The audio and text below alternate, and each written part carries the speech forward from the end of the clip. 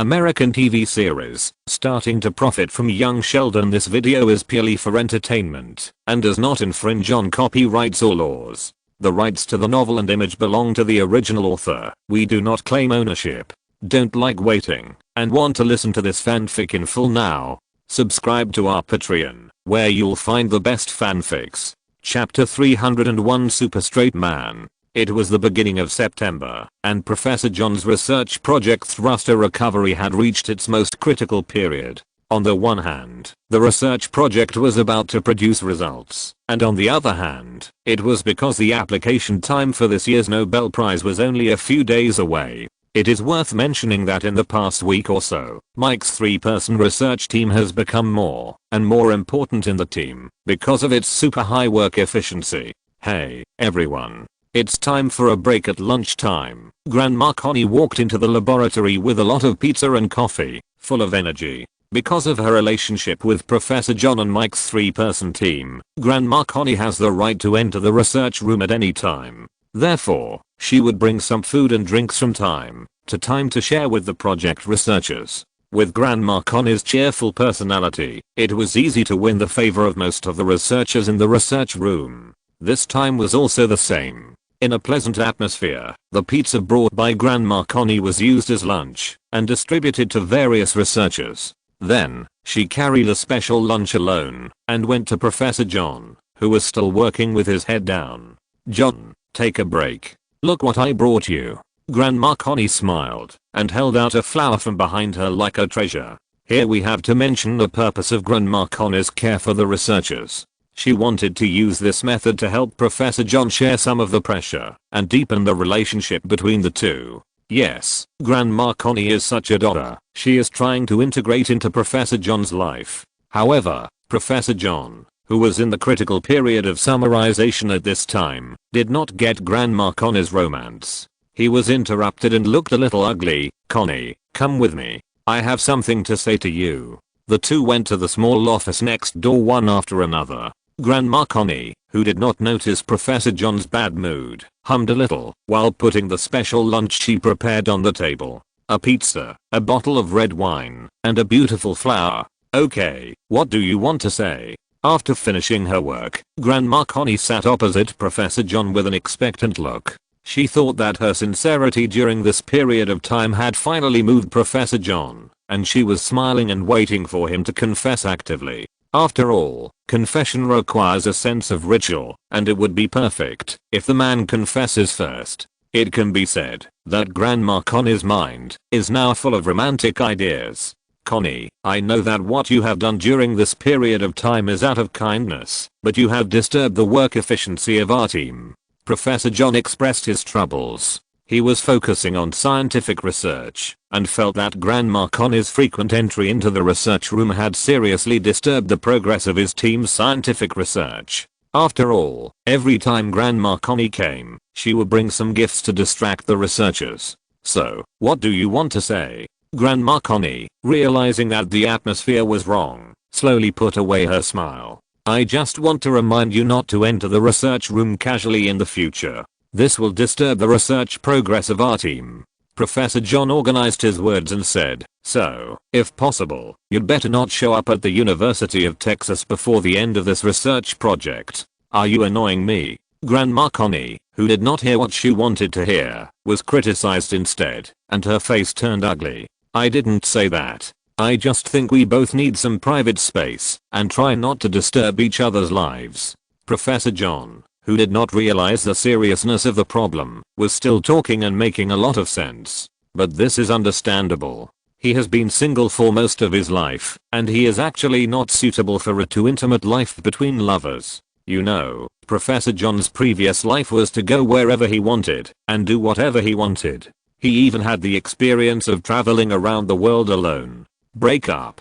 Grandma Connie, who was silent for a while, suddenly interrupted Professor John's speech. Grandma Connie has put a lot of effort into this sunset love. Now it can be said that the greater the hope, the greater the disappointment. As Mike said before, the casual Connie and the elite academic Professor John are not the same kind of people.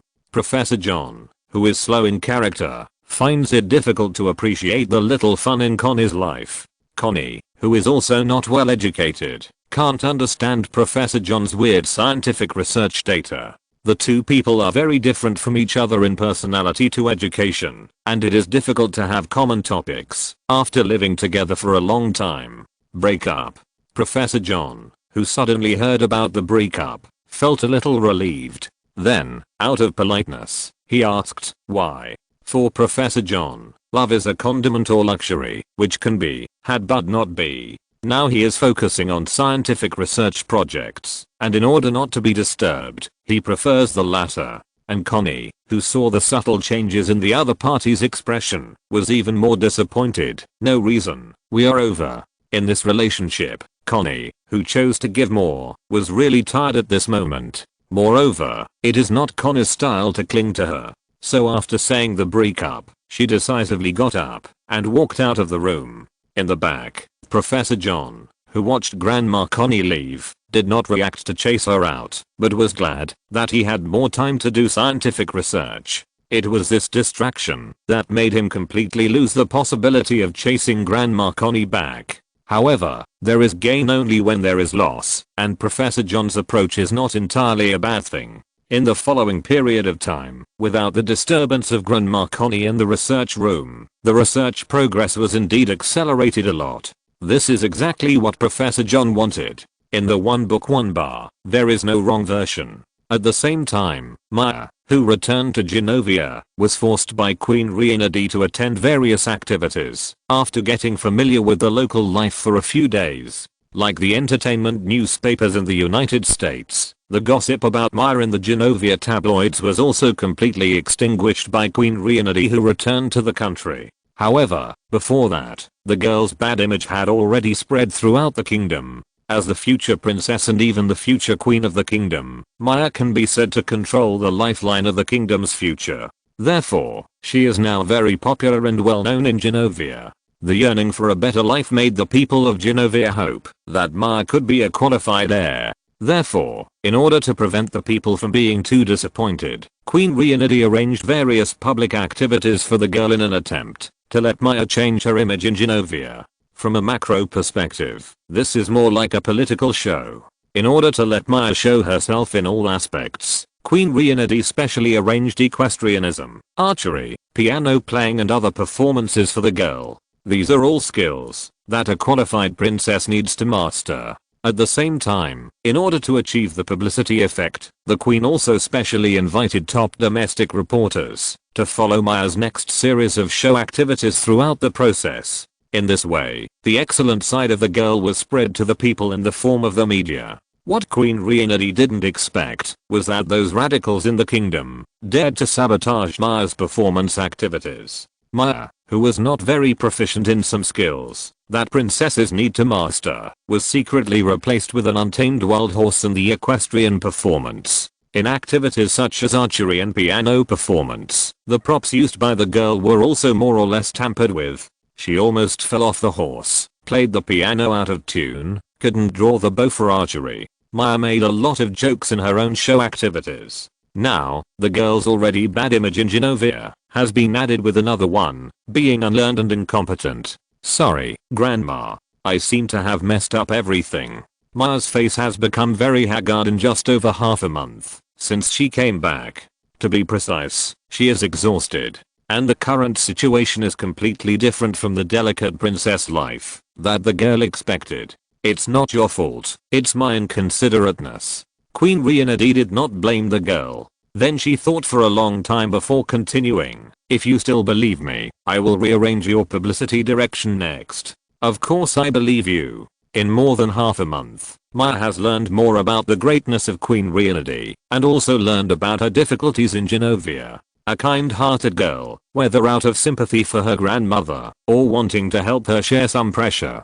In short, she is now willing to do something for Genovia. Maya, I want you to know that the kingdom of Genovia does not actually need a Disney-style princess. What the kingdom needs now is a princess with a sense of responsibility. Queen Regina seemed to have a new training plan and continued. For the next activities, you just need to perform in your true colors. If you want to say the biggest shining point of Maya, it is probably kindness.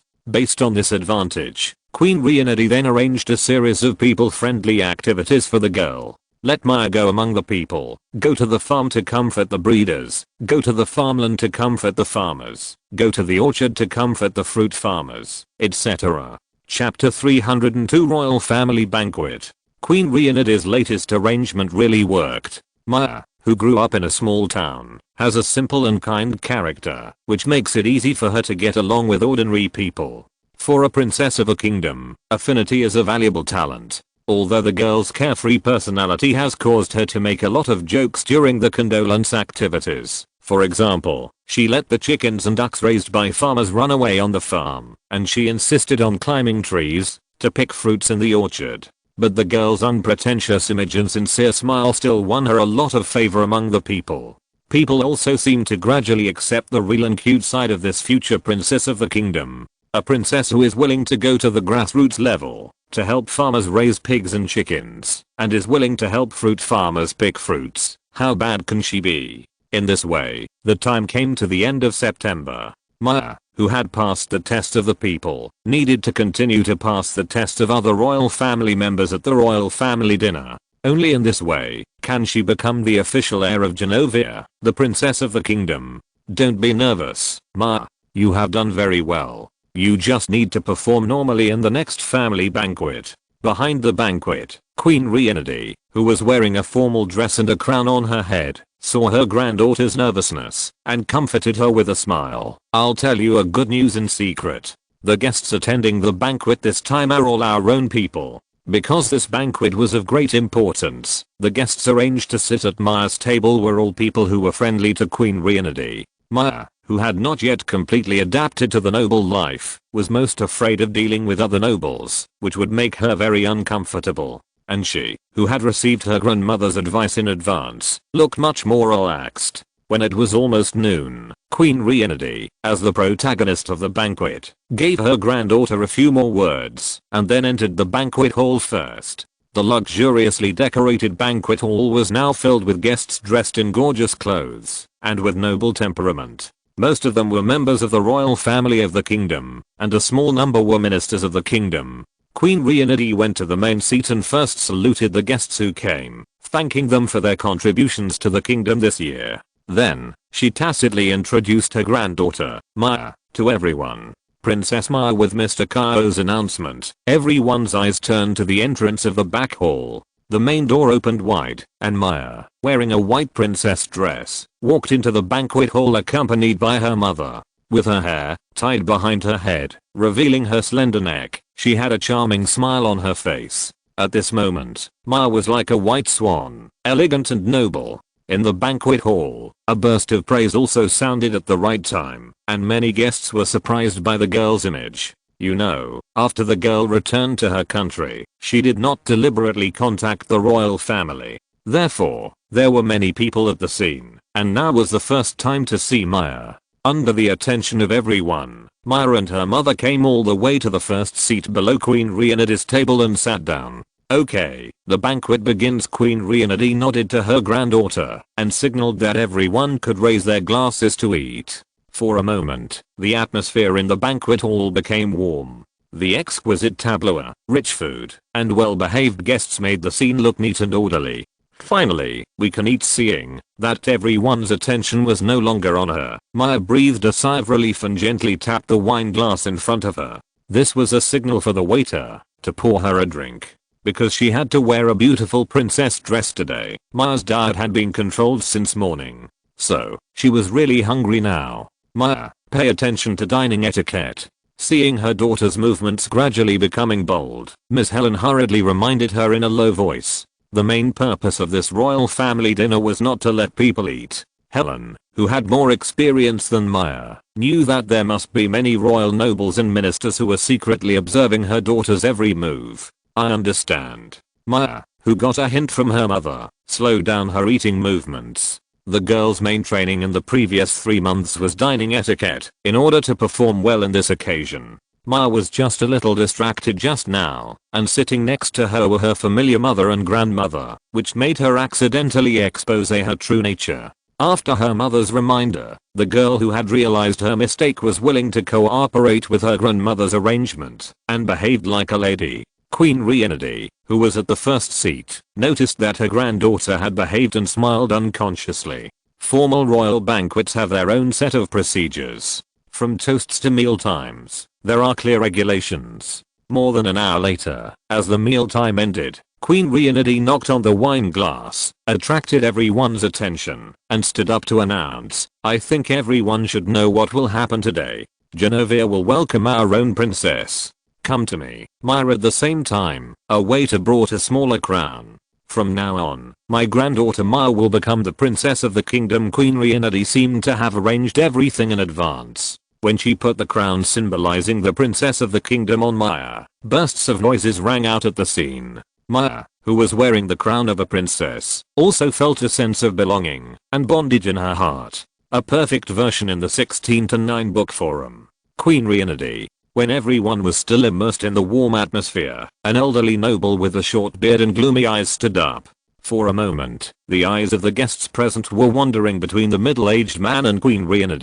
Is this going to cause trouble for the queen on this important occasion? The guests who realized that the old noble's behavior was inappropriate, some looked angry and dissatisfied, some were confused, and a small number of people seemed to be waiting to watch the fun. In short, because of the abrupt behavior of the noble, the atmosphere on the scene became tense. "What's the matter, Prince Mabry?" Queen Regina maintained her elegant demeanor, and no emotion could be seen on her face. However, Princess Myra, who was closest to her, noticed the dissatisfaction that flashed across her grandmother's eyes. "Excuse me for being so presumptuous." Prince Mabry bowed slightly. His expression was very humble. "I just want to remind Her Majesty that the royal ball will start after the banquet." Although the prince was talking to Her Majesty, his eyes were looking at all the guests present. It was a bit like he was using the power of the crowd to put pressure on the queen. "Thank you for your reminder, Prince Mabry." Queen Regina stared at Mabry and said in a calm tone, "Then let's meet the young people of the kingdom." The royal ball in Genovia is more like a communication platform for young people in the royal family and ordinary young people in the kingdom. Yes, this is a young people's dating dance. Young people in the kingdom who think they are excellent can invite single young people in the royal family to dance on this day. Next, a large open space was cleared in the center of the banquet hall to be used as a dance venue. The ceiling above the house also lit up with a colorful halo. "What should I do next?" Myra, who felt the malice of the prince, asked her grandmother cautiously. The girl's feeling was not wrong. The Prince Mabry was the representative of the radicals in the kingdom. His idea was to vigorously develop the mining business in Genovia at all costs. And in order to embarrass Queen Regina this time, he specifically told the young men in the kingdom in advance not to invite Princess Myra to dance at the ball. Just think about it, a girl who has just become a princess cannot find a dance partner at the ball. That scene must be very interesting. You don't have to do anything. There may be a surprise waiting for you later. Queen Regina didn't seem to care about Prince Mabry's little move. At this time, she seemed to have a plan in mind. Surprise? Myra obviously didn't understand the implication of her grandmother. At this time, the main door of the ball hall, which had been decorated, opened immediately under the colorful lights and soothing music. A group of carefully selected civilian youths walked into the ball scene under the leadership of the guards. Chapter 303 Royal Family Banquet continued. With the soothing music, the young people seemed to have a tacit understanding and surrounded Myra to the center of the dance floor. Then a magical scene appeared. Pairs of young people formed dance partners with each other, but in the process, no one invited Myra, the girl who had just become the princess of the kingdom, to dance. Obviously, the plan of Prince Mabry was very successful. Against the backdrop of pairs of young men and women, Myra, who stood alone, seemed extremely abrupt. Such a scene also made the nobles and ministers who were watching the ball next to them discuss quietly. "This beautiful lady, may I invite you to dance?" When the girl was uneasy and about to make a fool of herself, a familiar voice came from behind. At this time, Mike was wearing a medieval black dress. The gorgeous dress was lined with a white silk shirt, making him look like a prince from a fairy tale. "Mike." Myra turned her head to see who was coming, and her face couldn't help showing surprise. "Why are you here?" Mike, dressed as an adult, seemed to be radiating light in the girl's eyes, like a knight who saved the princess. "Of course it's for you, my princess." Mike gentlemanly extended his right hand and then gently put his other hand around the girl's waist. Accompanied by the soothing music, Maya, surrounded by a huge sense of happiness, followed Mike's footsteps and shuttled happily in the dance floor like a butterfly. It seems that our choice is not wrong.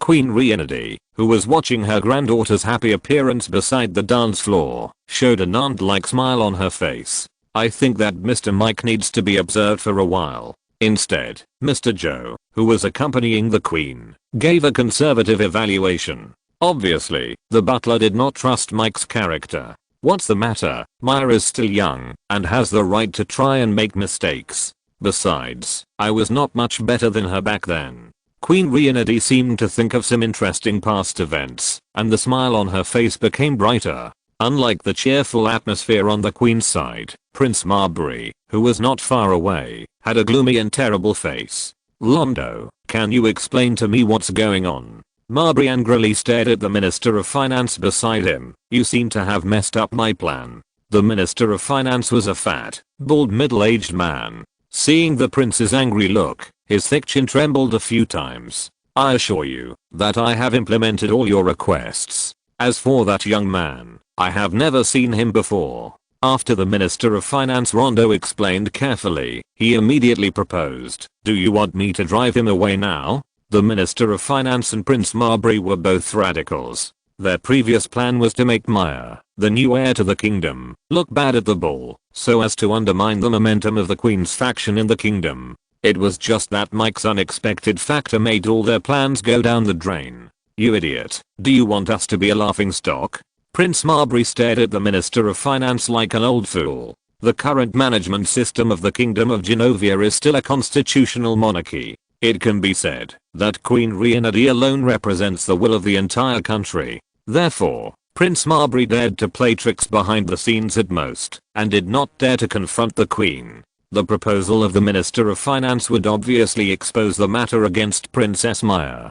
No matter from which aspect, this is a bad proposal. Rondo also realized that he had made a bad suggestion, and the whole person shrank into a ball in fear, trying to avoid the eyes of Prince Marbury. Fortunately, this is just an appetizer. The real show is still to come. Prince Marbury, with a gloomy expression, did not seem to put all his eggs in one basket. But this is understandable. If Maya had not appeared, then Marbury, as the prince of the kingdom, would most likely become the next heir to the kingdom. Therefore, his plan against Princess Maya would obviously not be so simple. However, Maya, as another party involved, did not know that someone was deliberately targeting her at this time.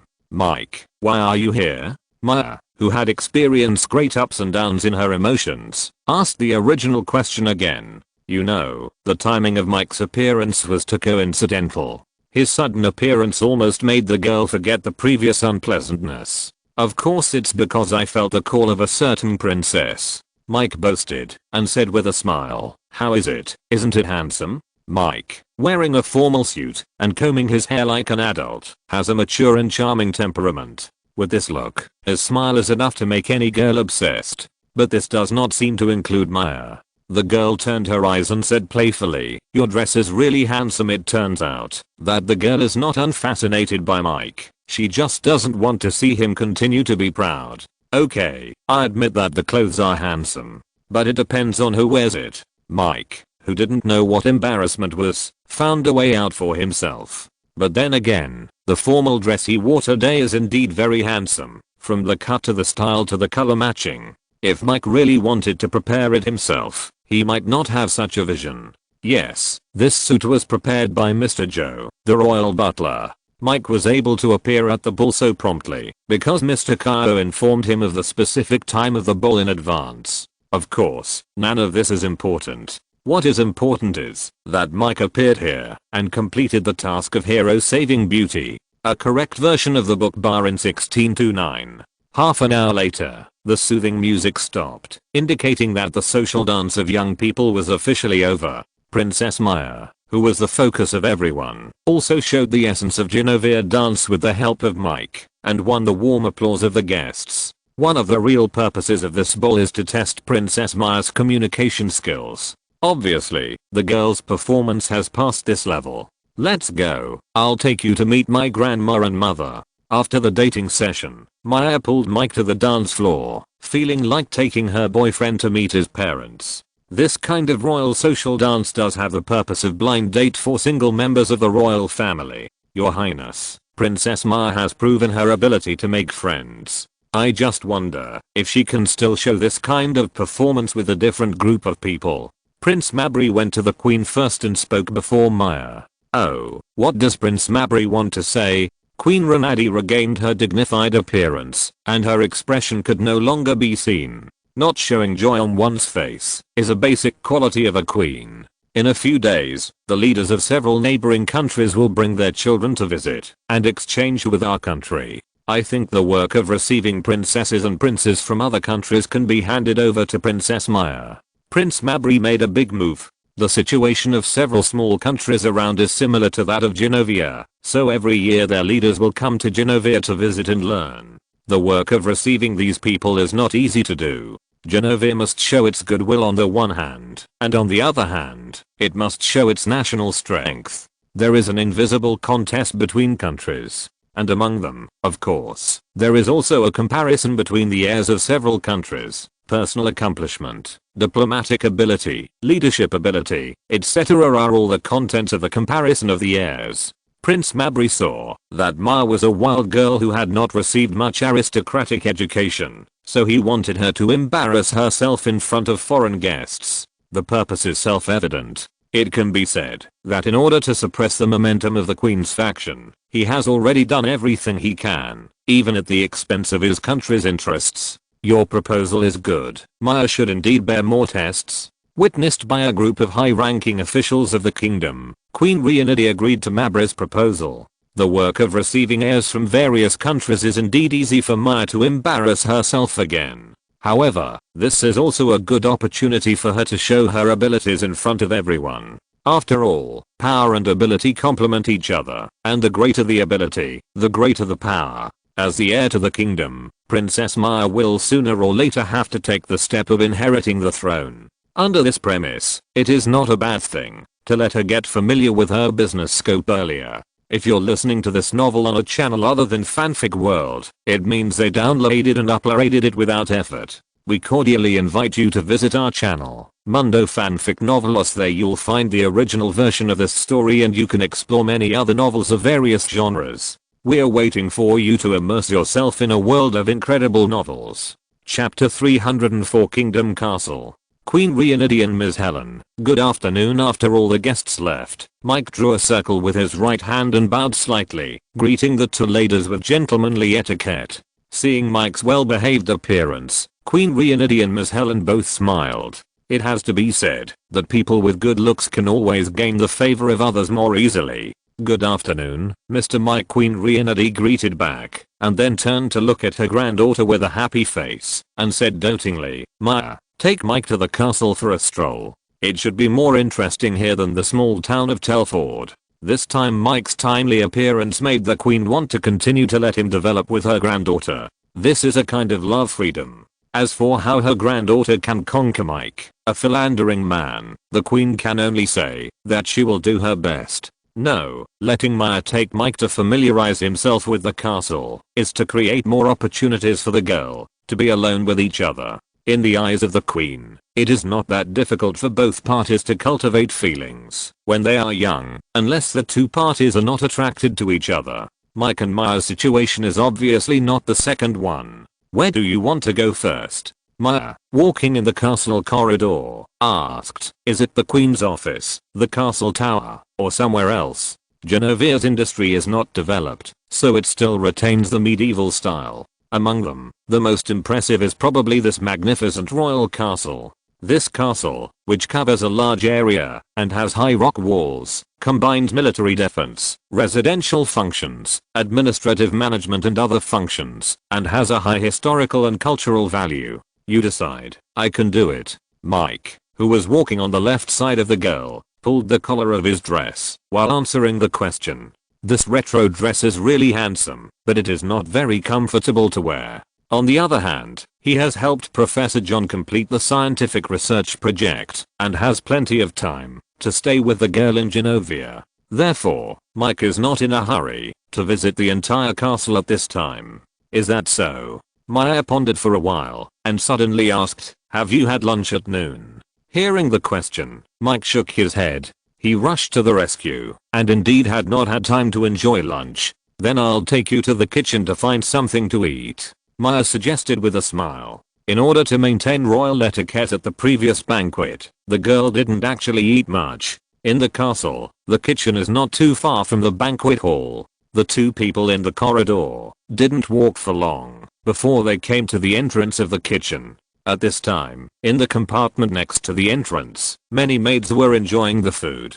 Judging from the richness of the food, it should be the leftovers that were just removed from the banquet hall. The royal family members and ministers at the royal family banquet did not really eat and drink a lot, so the food left was quite complete. And the secondary use of these foods can be regarded as some small benefits for the maids. Let's go to the food reserve area in the back. There are a lot of cooked food there. Maya, who had observed the situation in the kitchen, whispered. In order to ensure that the royal family members who missed the mealtime would not go hungry, the food reserve area in the kitchen would always prepare some easy to preserve food. Obviously, Maya had figured this out in advance. Then the girl half squatted down, avoiding the maid's gaze like a thief, and went to the back kitchen. Seeing her skilled appearance, Mike had reason to suspect that the girl had sneaked into the back kitchen to steal food before. Mike, who was following behind, did not disturb the girl's elegant interest at this time. He followed the girl with interest, lowering his footsteps.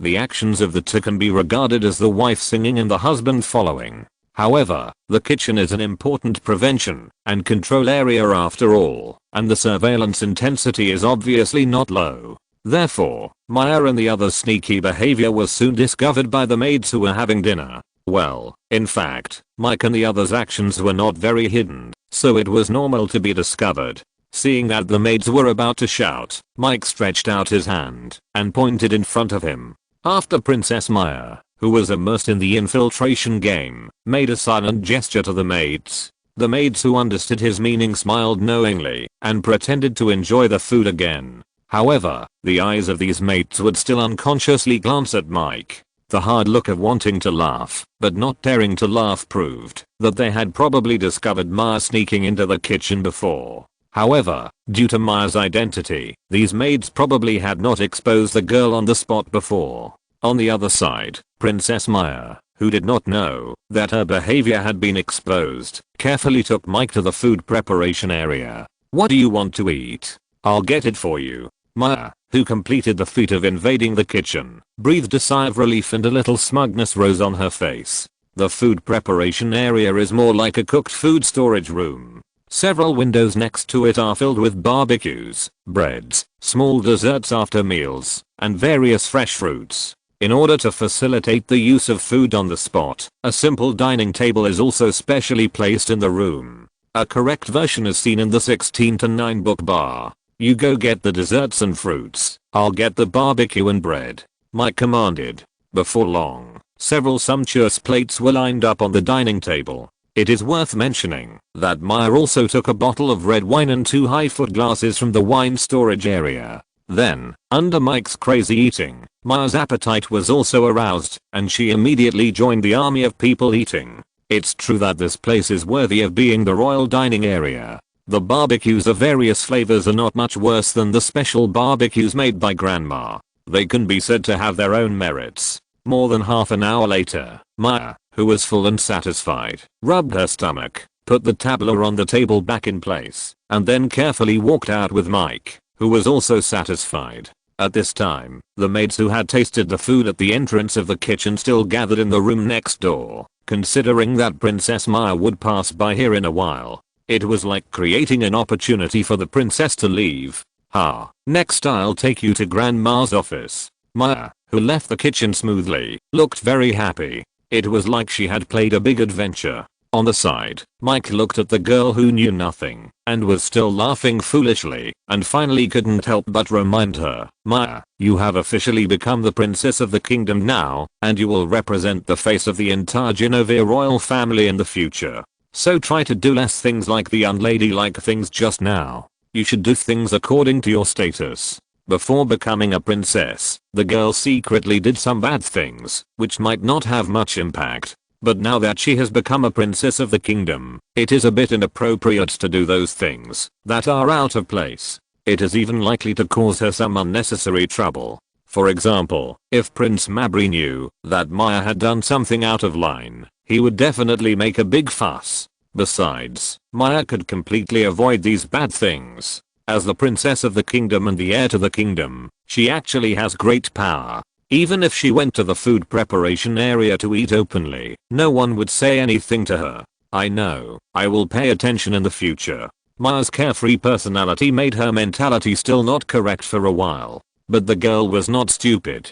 After being reminded, she quickly understood the difference between a princess of a kingdom and a wild girl from the countryside. As a wild girl from the countryside, she can do whatever she wants. As the heir to the kingdom, she represents a Geojaya, and she needs to think twice before doing anything. The people may tolerate an incompetent princess, but they absolutely cannot accept an heir who acts frivolously. After coming out of the kitchen, Mike and his partner went to the queen's office in the central area of the castle. In the office, which was not very large, Queen Rienadi, Helen and Mr. Joe gathered together and seemed to be chatting about something. At the window of the office, there were 3 ladies of different ages. The relatively young one in a professional suit should be the secretary, the oldest one in the middle should be the nanny, and the cute and youngest one on the other side who was wearing a maid outfit should be the personal maid. Chapter 305 Kingdom Castle continued. Grandma, Mom, and Mr. Joe, what are you talking about? Maya took Mike into the Queen's office. The 3 people sitting at the desk, except for Mr. Joe, the other 2 ladies all had smiles on their faces. It seems that they seemed to be chatting happily. Nothing. Queen Rienadi said gently, we are just discussing the process of receiving foreign guests. This is a lie. When 3 elders get together, the most likely topic to talk about is of course children. Even members of the royal family are not immune to this. What Queen Rienadi and the other 2 discussed before was how to match Maya and Mike. The basic principle is to let the 2 have more time alone, and it is best to have some romantic interactions during these alone time. Then let the reporters take pictures of the sweet interactions between the 2 and publicize them. This is another use of making a cooked meal out of raw rice. If this plan succeeds, at least in the kingdom of Genovia, Mike is likely to form a couple with Maya. This is a good assist for the girl. Of course, the girl doesn't know this yet, and she is attracted by her grandmother's topic at this time. By the way, how did you entertain the other princesses and princes of Geojai before? Maya was confused about her next reception task. In the girl's imagination, the meeting of the heirs of various countries should be very grand and high-end. Maya, who had not received any training in this area, felt a little bit at a loss about the reception task. It can be said that the girl attached great importance to her task and was afraid of messing it up. During the previous visits and exchanges, we did not have any special arrangements for the heirs of other countries. Most of the time, they found things to do by themselves. Queen Rienadi answered casually. It can be imagined that the heirs of other countries were just in a vassal position during the visit and exchange. It is not worth Queen Rienadi's too much trouble. This also makes sense why the task of receiving them was so easily handed over to Maya by the queen. Free action? Maya, who did not know the inside story, fell into deep thought. Why don't you ask Mike's opinion? Maybe he can give you a surprise. Queen Rienadi glanced at Mike who was doing nothing next to her and said with a smile. At this time, Mike had already observed the queen's office and it didn't seem to be a big deal. Except for the wider field of vision, it was not much different from Principal Tom's office. It was hard to believe that Geojaya's decrees were all issued from here. How long is the exchange time for visiting countries? Mike, whose thoughts were pulled back, didn't mind helping Maya. From arrival to departure, it takes about 3 days. Queen Rienadi replied. Not far to the east is the hegemonic country Migo, so the survival pressure of several small countries in Genovia is actually very high. The annual exchange meeting is probably the time for these small countries to resist hegemony and establish a unified alliance. And it is not difficult to guess that this alliance relationship should have lasted for many years, so there is a complete set of perfect process for the exchange meeting, which actually does not take much time. What are the personal qualities of those princesses and princes? Mike continued to ask for details. They are all very obedient children. Queen Regina, with a faint smile on her lips, still patiently answered the questions. Young, very sensible, not been here for long. Mike quickly extracted the keywords from the queen's answer. How about building an indoor playground for the princesses and princes to play? After thinking, Mike gave his own opinion. The fastest way to build a good relationship with someone is to cater to their preferences. Give them what they lack the most. It is conceivable that the surrounding small countries will definitely let them receive the most rigorous education in order to train their heirs to become qualified rulers. In this case, those young princesses and princes may not have really enjoyed the fun of childhood. Question: what do children like most? Answer: it must be playing. That is the nature of every child. Starting from this aspect, an interesting playground can definitely give those princesses and princes a huge surprise. Hearing Mike's proposal, Queen Regina showed a look of understanding and then turned to look at her granddaughter, who was thinking, and asked, Maya, what do you think of Mike's proposal? It's a great idea, Maya replied. Obviously, Mike's proposal also helped the girl open up her mind. I also think this is a good proposal, Queen Regina said with a final word. Then the task of building the playground will be handed over to you. If you have any questions, you can discuss it with Mike. As mentioned earlier, the reception work of those heirs is not very important, so it is just right for the girl to practice. I know. Maya, who had a solution to the problem, looked much more relaxed. Then, the girl asked Queen Regina for some precautions in receiving foreign guests, and then accompanied Mike out of the Queen's office. Next, the two of them still have many interesting places to visit.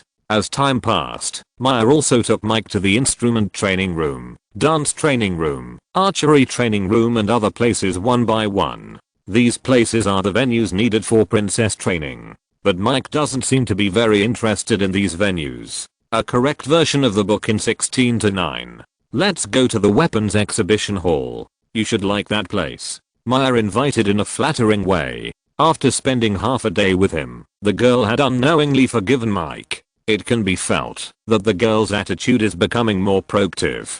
The Royal Exhibition Hall displays various retro-style weapons and armors, some of which still have some traces of war damage. It seems that they were used by Genovia's ancestors. The historical research value is very high. Rather than saying that this is an exhibition hall, it is more like a war museum. I heard from Mr. Cairo that this piece of armor and matching weapons are the tools used by my great-great-great-grandfather. Maya pointed to the domineering equipment in the middle of the room and said, of course, because of the serious damage, this set of armor has been repaired several times. If you want, you can try the sword on the armor. The gilded armor in front of him, in addition to its handsome shape, the steel plate on the chest is made of very solid materials, which looks very safe. On the shelf next to the armor, there is a gorgeous two-handed giant sword. With the girl's permission, Mike reached out and grabbed the giant sword that required two hands to use. He waved it twice and felt that it felt good, but the weight was too light for Mike.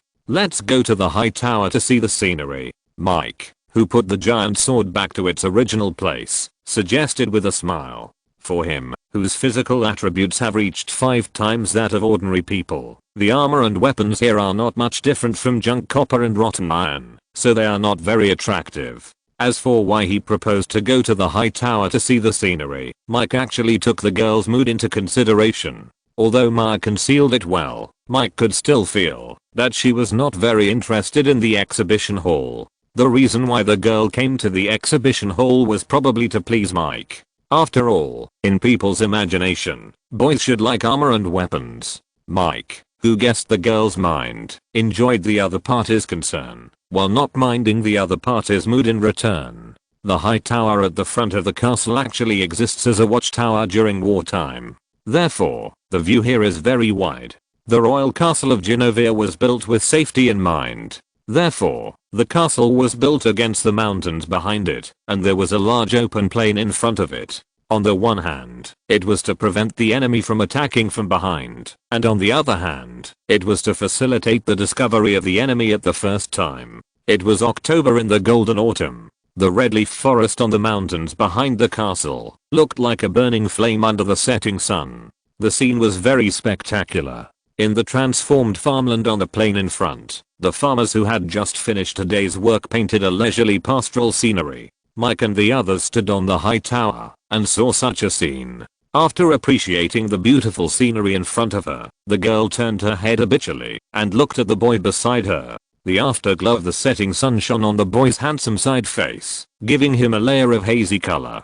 Chapter 306, Consolidation of Position. How long does it take for a royal princess to build an indoor playground? It turns out that it only takes one day. With the help of Mike, Myra only took one day to plan the indoor playground and select the address. The rest of the construction process was handed over to the Queen's secretary and made to supervise. While building the playground and waiting for the visit of foreign delegations, Myra took Mike to experience the customs of Genovia. The open plain outside the castle became the date place for the two. Horseback riding, archery, picnics, etc. became the activities for the two to play on their dates. The girl even invited Mike to visit the farmers and fruit farmers in Genovia, the working people. During this period, Mike also roughly understood the national conditions of Genovia. In addition to the rich mineral resources, it is basically in a small peasant economy mode. People's lives are acceptable, but Georgia as a whole is not very rich. In this case, vigorously exploiting mineral resources will obviously make Georgia rich in a very short time. Considering the rapid development of the economy, the radicals led by Prince Marbury seem to be on the right side. Mike, do you think that vigorously exploiting mineral resources can make the people of Genovia live a good life? Maya, who was laying a picnic area beside a stream, suddenly asked. Thinking that she would become the ruler of this little Georgia in the future, the girl would inevitably think about some issues in this regard. And from the analysis of the information she has now, developing mineral resources seems to be a good way out. The strength of a Georgia is not only based on economic strength, but also on comprehensive national strength such as military and technology. Otherwise, no matter how well the economy develops, it is likely to just be a wedding dress for others. Looking at the silly look of the girl, Mike gave her a few words. In fact, it is not difficult for a little Georgia like Genovia, which occupies a good geographical location, to develop the economy. But how to keep those wealth is the key to the problem. Otherwise, a small-scale war of aggression can make this little Georgia return to the pre-liberation era. As for how to enhance the comprehensive national strength of the country, Queen Regina did a good job. Over the years, she has sent many young people to develop Georgia to learn more advanced science and technology and experience. As long as they follow the plan, Genovia will be powerful sooner or later. On the contrary, Prince Marbury's radicals seem to be doing good for Georgia, but in fact they are bringing disaster to Genovia. Is there really no way to make the people of Genovia live a good life in a short time? Hearing Mike's analysis, Maya's expression fell. It must be said that Maya is a very kind person. Don't think too much, I think it's a very happy thing to live here. Mike sighed. Because of Miguel's watchful eyes, the probability of Genovia being invaded by others is actually very small. And because of the suitable climate, the people here will not starve, even if they don't mine. And the self-sufficient model insisted by Queen Renadi makes this beautiful little Georgia feel like a paradise. For people who want a peaceful life, living here is a kind of luck. Forget it, I was too impatient. Maya, who had just become the Princess of Genovia, obviously had not yet fully adapted to her new identity. However, the girl's cheerful personality made her emotions come and go quickly. Moreover, happiness comes from comparison. With Mike by her side, the girl already felt very satisfied. After a while, the picnic blanket was spread, on which were placed the cooked food and fruits brought by the girl. The two ate delicious food, while enjoying the cool autumn breeze, and enjoying their rare leisure time. And this leisurely and beautiful scene was also captured by reporters hiding behind bushes not far away. It is worth mentioning that during this period, Maya's date with Mike has been spread to the people of Genovia through the reports of reporter Elsie. The combination of handsome men and beautiful women, coupled with the romantic narrative technique of reporter Elsie, has gradually made the people accept Mike, the future prince. Yes, no matter what the previous identity was, as long as you become the husband of the Queen of Genovia, you can enjoy the treatment of Prince. Elsie, do you want to come over and have something to eat? Mike, whose eyes were flashed by the magnesium camera, silently invited the beautiful reporter hiding not far away. Elsie is a beautiful young female reporter who was sent by Queen Renadi to secretly follow and report on Mike and his date. Mike was recognized by the people of Genovia so quickly, partly because he was really handsome, and partly because of the gossip of this female reporter. But this female reporter is a bit nervous, and doesn't know what secret photography means. She only knows how to play ostrich. For example, now, Elsie, who is half exposed, has been discovered, but she picked up a small branch to block herself. Elsie, come out, I saw you too. Maya looked at the stupid look of the female reporter and laughed. The girl seemed to like playing this kind of hide and seek game with the reporter. Sorry, I didn't mean to ruin your date. The female reporter, who had nowhere to hide, came to the picnic blanket and sat down with an old-fashioned camera. Her eyes stayed on Mike's handsome face for 2 more seconds. A perfect version on the 16:9 book forum. Eat an apple, thank you, Princess Maya. As the two girls talked, a romantic afternoon date for 2 people turned into a dinner for 3 people. This kind of thing has happened several times in the past few days, but Maya should really thank the stupid female reporter. With the gossip-style reports of this female reporter, the image of Maya, the new princess of the kingdom, has become more 3-dimensional and more down-to-earth. This made the ordinary people of Genovia unknowingly accept Princess Maya more. This situation has accidentally made Maya have a good math base. It can be said that during this period of time, Maya has secured her status as the heir to the kingdom with her lively and lovely image.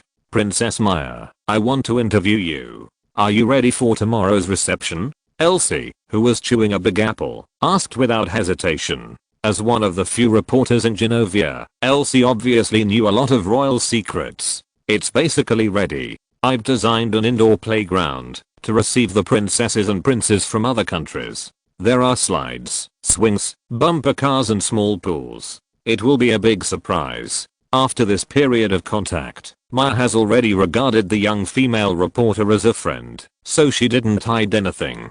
Are you going to play games with the princesses and princes from other countries? This is indeed a good idea, Elsie praised sincerely, with the same innocent look. It must be said that small places also have their advantages. At least most of the people here are very simple. Next, the 2 girls, who were not scheming, gathered together and whispered. Mike, the protagonist of the date, was left out.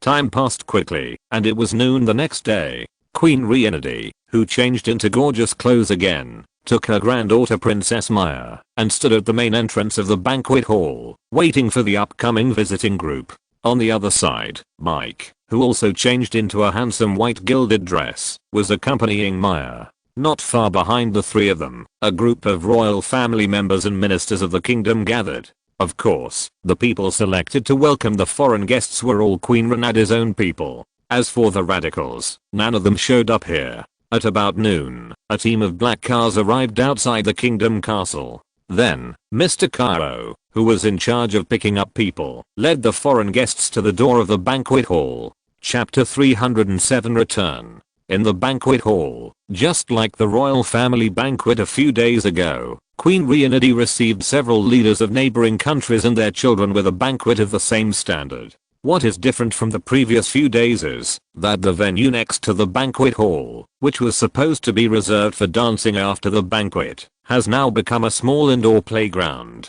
Various amusement facilities full of childlike fun have attracted the attention of a group of young princesses and princes from neighboring countries during the meal. I have good news to share with everyone.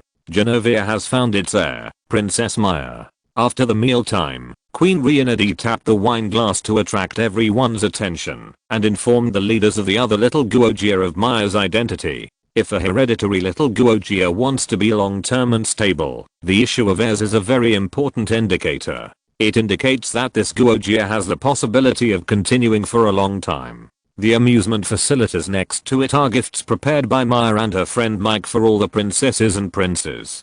Queen Regina smiled and told everyone the origin of the indoor playground. At the same time, Princess Maya stood up accompanied by Mike and nodded to the leaders of the neighboring countries. This time, the girl was completely confirmed as the heir of Genovia. On the other side, the princesses and princes of various countries who heard that the indoor playground was specially prepared for them all looked at their parents expectantly. This group of princesses and princes were not very old. The youngest was only 5 or 6 years old, and the oldest was only about 14 or 15 years old. All of them were at the age of playing. After getting the nod of permission from their parents, the group of children cheered and rushed to the amusement facilities. Maya, you go take care of them, and don't let them hurt themselves. Hearing the cheers of the children, Queen Regina smiled. Then she sent Maya to look after the group of children. Of course, this is also a good opportunity for Maya to build a good relationship with other heirs of Guogia. It can be seen that the family education of these neighboring heirs of Guogia is very good, but they have not gone too far abroad, so their vision and knowledge are much worse. At this time, they are like curious babies, watching around the indoor amusement facilities. Here, Maya took Mike to the princesses and princes. Soon, the children's laughter was even happier on the various amusement facilities. In particular, the water amusement facilities heated by internal circulation were more popular with the children. Looking at the happy play of their children, the leaders of various countries in the banquet hall also had a warm look on their faces. Time flies, and 3 days have passed. During this period, Queen Renadi and the leaders of several other neighboring countries once again tacitly agreed to an alliance agreement. Princess Maya, on her side, lived up to her trust and took the heirs of other small countries to have a good time for 3 days. In addition to the indoor playground, the girl and Mike also took these children to the horse riding field and archery field to experience the primitive fun of the game. When they parted, Maya also took out some indoor amusement facilities that could be taken away and gave them to the princesses and princes, thereby winning more friendship from the heirs.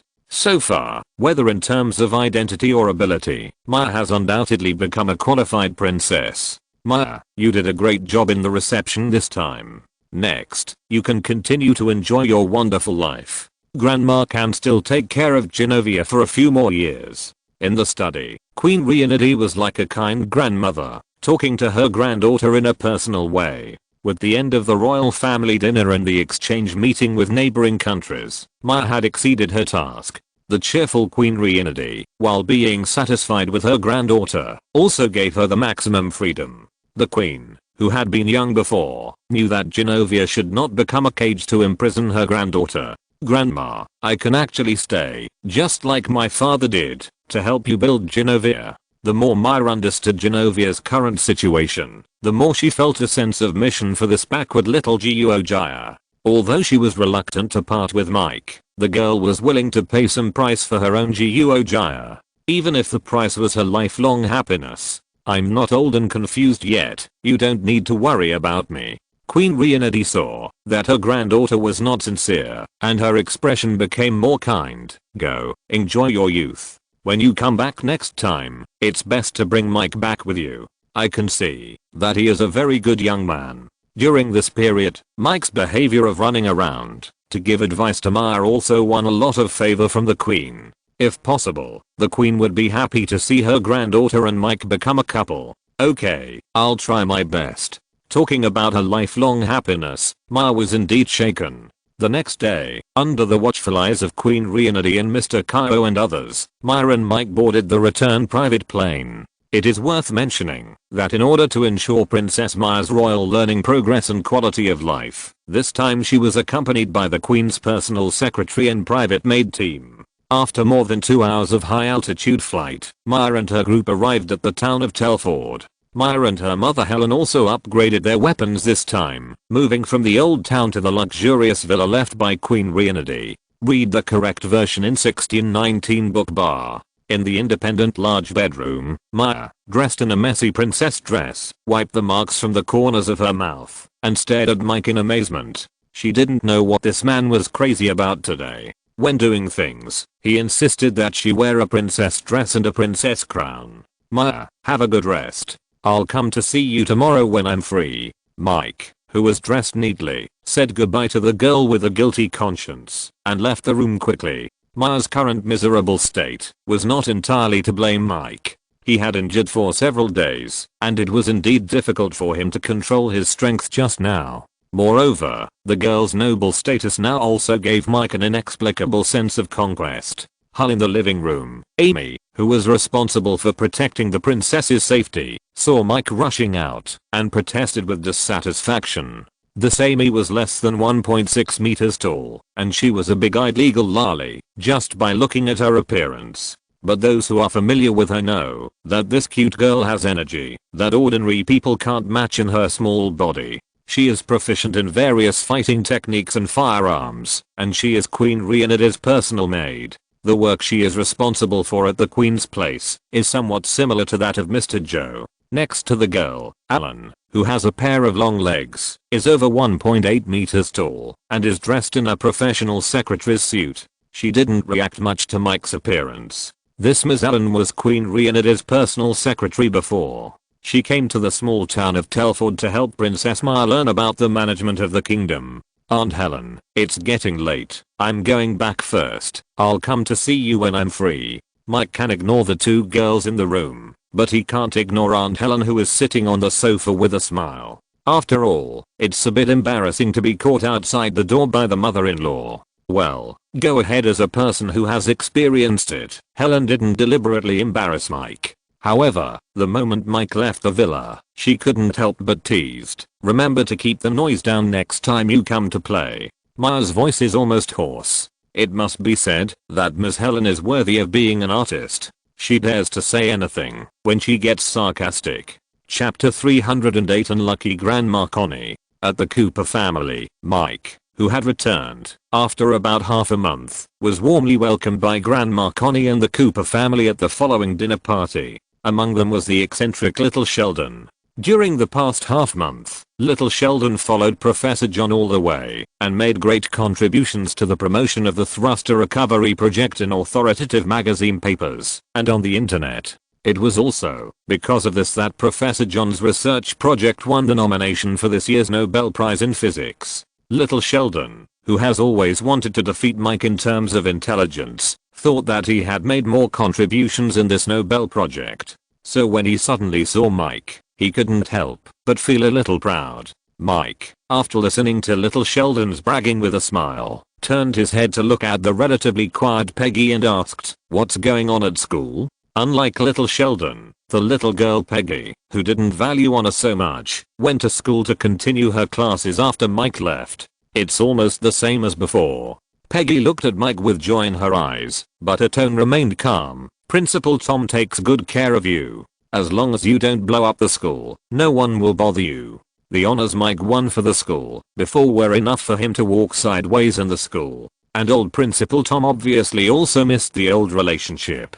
So with the tolerance of the old principal, asking for leave, skipping classes, etc., were not a big deal for Mike. Mike, who had learned about the general situation in the school, turned to look at Grandma Connie with a smile on her face and asked, "Grandma Connie, how are you recently?" After breaking up with Professor John, Grandma Connie was in a low mood for a while. Until Mike went to Genovia, she didn't adjust much. "You don't know me yet. I eat well and sleep well." Grandma Connie now seems to have gotten over her last relationship. She said with a smile, "Secretly, I won a lot of money in the nearby game hall recently. Nothing makes me happier than this." Grandma Connie is an open-minded person. A little surprise in life can make her happy for a long time. And winning money in her favorite game hall is a very worthy thing for her to celebrate. Is it the basement game hall at the street corner?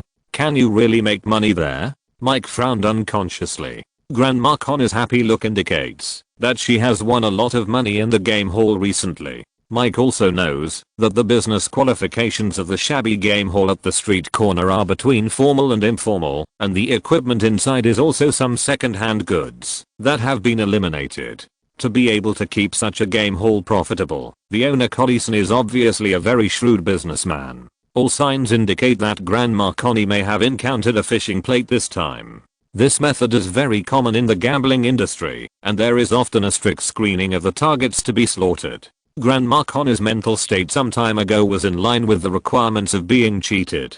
I have won more than $1,000 in the past few days. Grandma Connie, who did not realize the seriousness of the problem, kindly shared, "How about it? I will take you to see it next time. I want to go."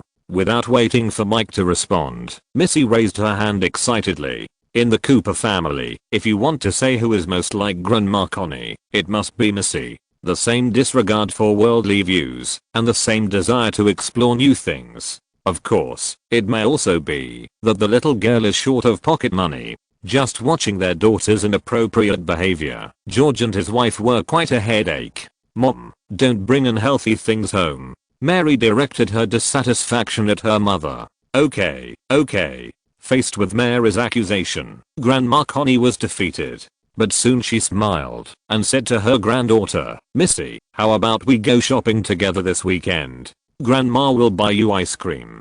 The person who cares most about Mrs. feelings in this family is probably Grandma Connie. On the other side, Mary looked at her mother and daughter's unreliable appearance and could only shake her head helplessly. There was nothing she could do. "Has Professor John not contacted you recently?" After a farce, Mike brought the topic back. The reason why Grandma Connie went to the game hall frequently recently was probably because of the breakup.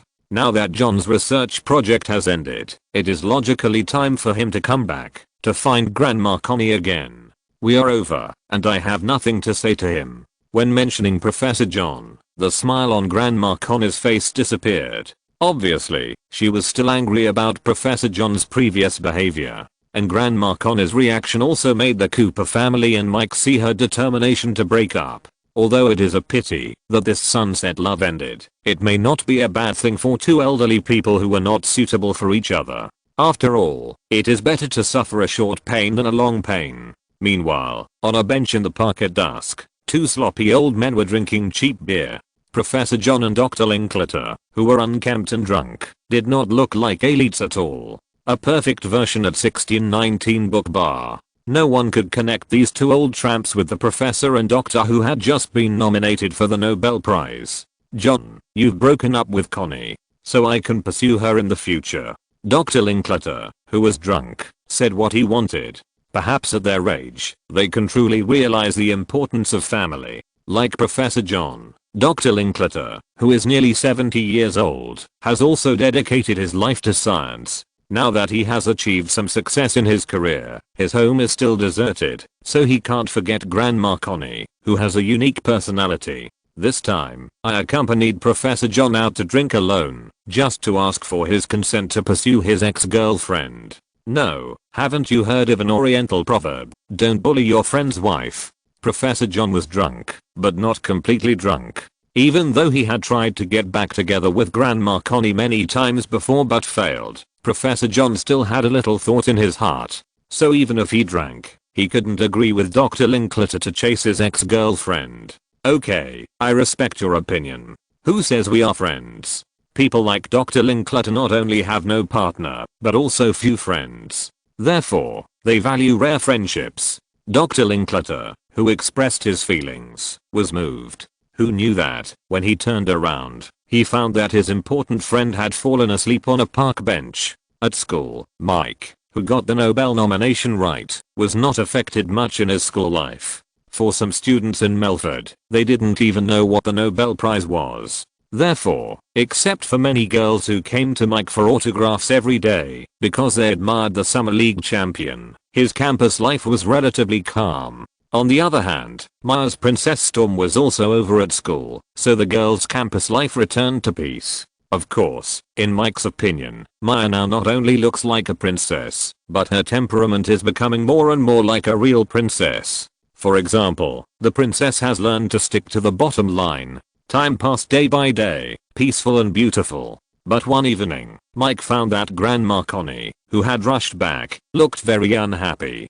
Chapter 309, Game Hall Incident. "Grandma Connie, what happened? You don't look very good." At the Cooper family's dinner table, careful Mike asked. Grandma Connie's face was filled with regret and anger. The last time she looked so bad was after she broke up with Professor John. As far as Mike knew, Connie had completely let go of that relationship. I'm fine.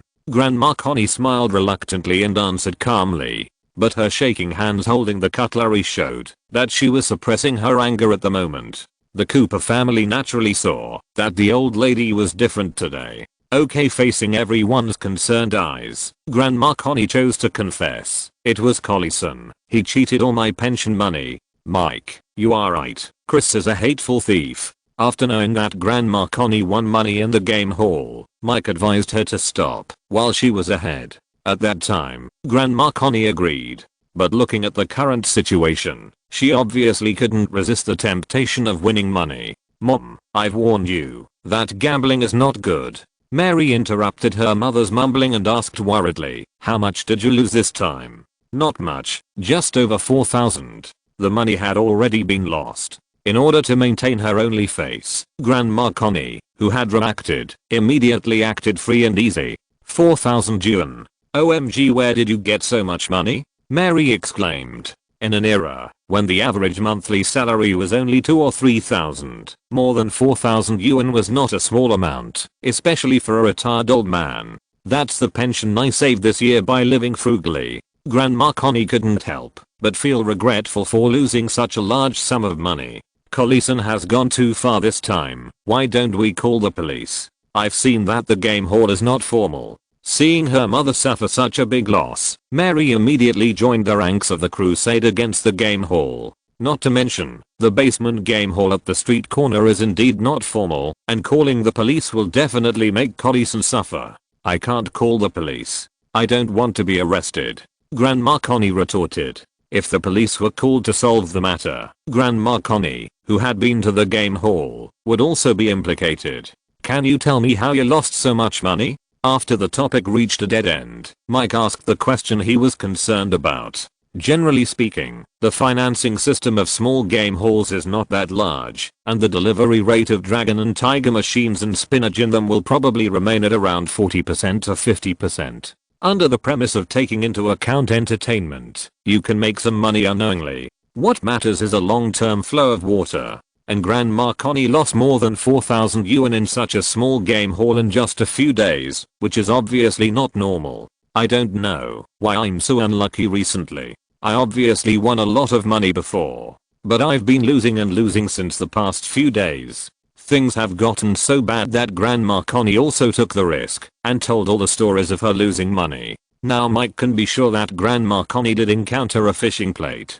On the other side, Peggy and little Sheldon, who also have super high IQs, also heard the problem. Probability.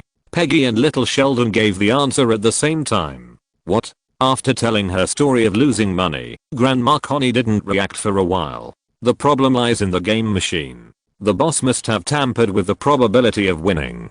Peggy explained a little. It shouldn't be. That game hall has been open for so long.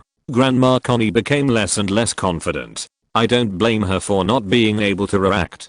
If a small game hall wants to survive, it generally doesn't have to be too deceptive. After all, most of the people who go there to play are acquaintances, and word of mouth is very important. Is Mr. Chris going to sell the game hall? Mike made the same judgment as Peggy and the others. However, he was well informed and thought more. That game hall is quite profitable and should not be sold, but I heard Collison mentioned that he was going to his son's place to enjoy a good life at the end of this year. By the way, I heard that his son has a decent job in a big city. Grandma Connie gossiped. Well, this time the case was solved. Chris may not have thought about transferring the game hall, but he definitely planned to take a lot of money and leave before the end of the year. It's only October now, and there are still 2 months until the end of the year. Collison's greed is too ugly. The problem should be in probability. Mr. Chris is probably ready to leave. Mike said his guess.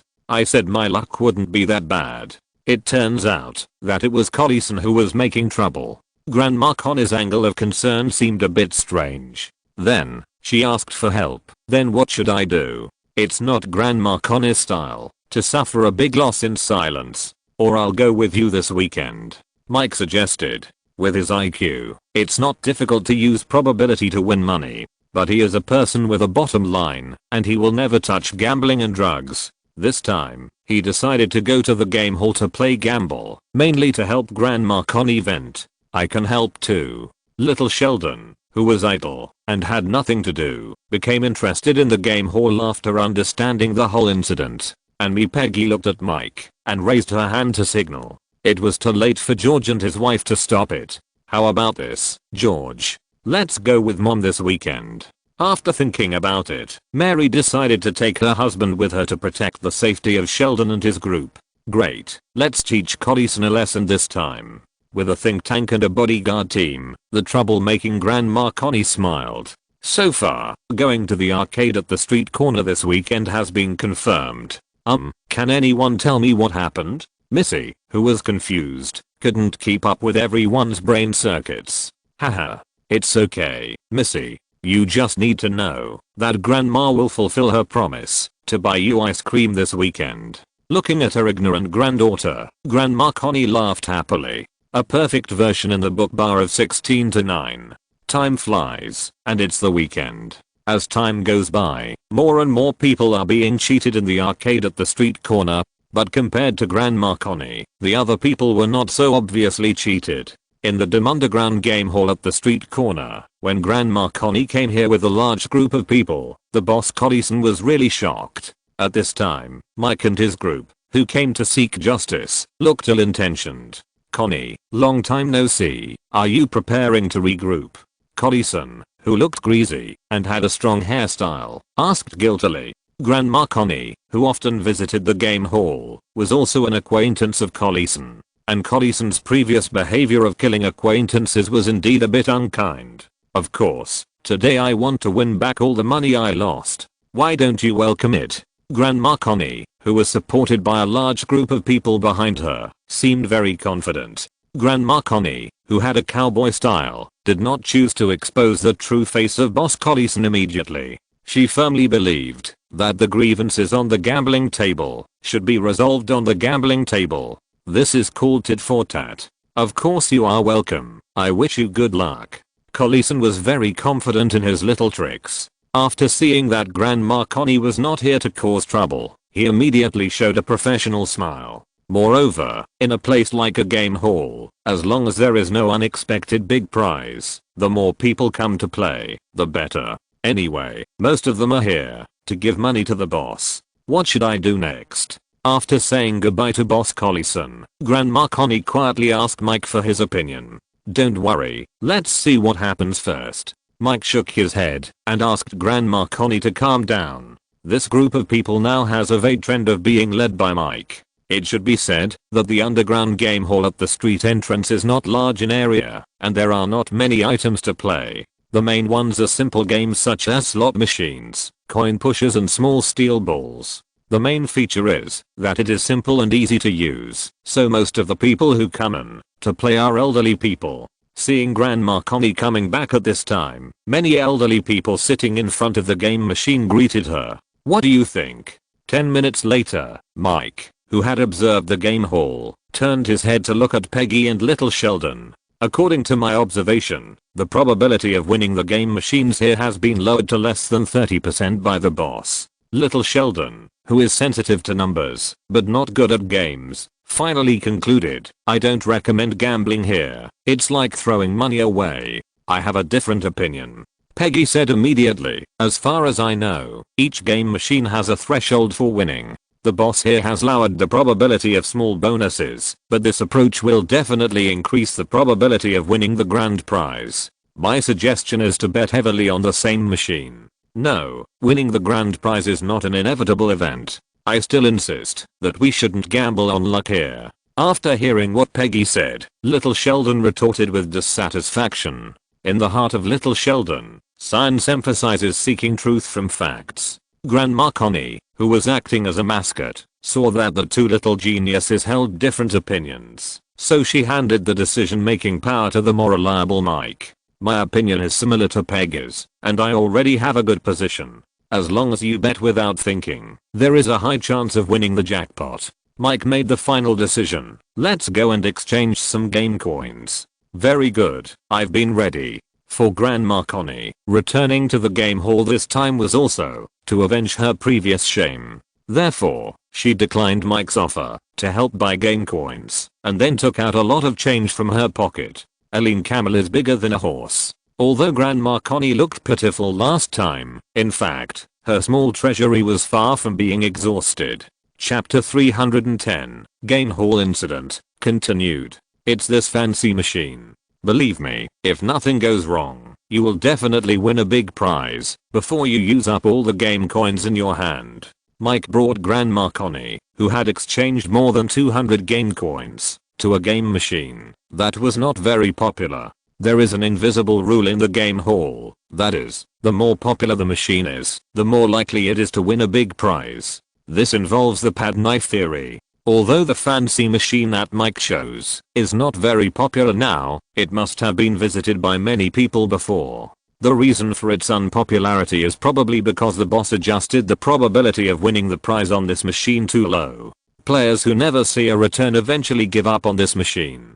But again, under the law of conservation of energy, this machine is more likely to win a big prize. I believe you. Grandma Connie, who came back to the game hall, seemed to be holding her breath. She stopped talking and went to the fancy machine with a full box of game coins. The way to play the fancy machine is very simple. That is, every time you throw a 1 UN game coin, you can press the button of the game machine once. 3 rows of pictures of various colors will appear on the screen. When the scrolling pictures stop, if 3 identical pictures appear, you will win the prize. To win the grand prize, all 3 pictures on the screen must be gold cups. With the sound of clattering of coins and ding ding ding of buttons, the game coins in the box in Grandma Connie's hand gradually decreased. Even after more than 50 game coins were thrown in, this colorful machine still did not give a small prize.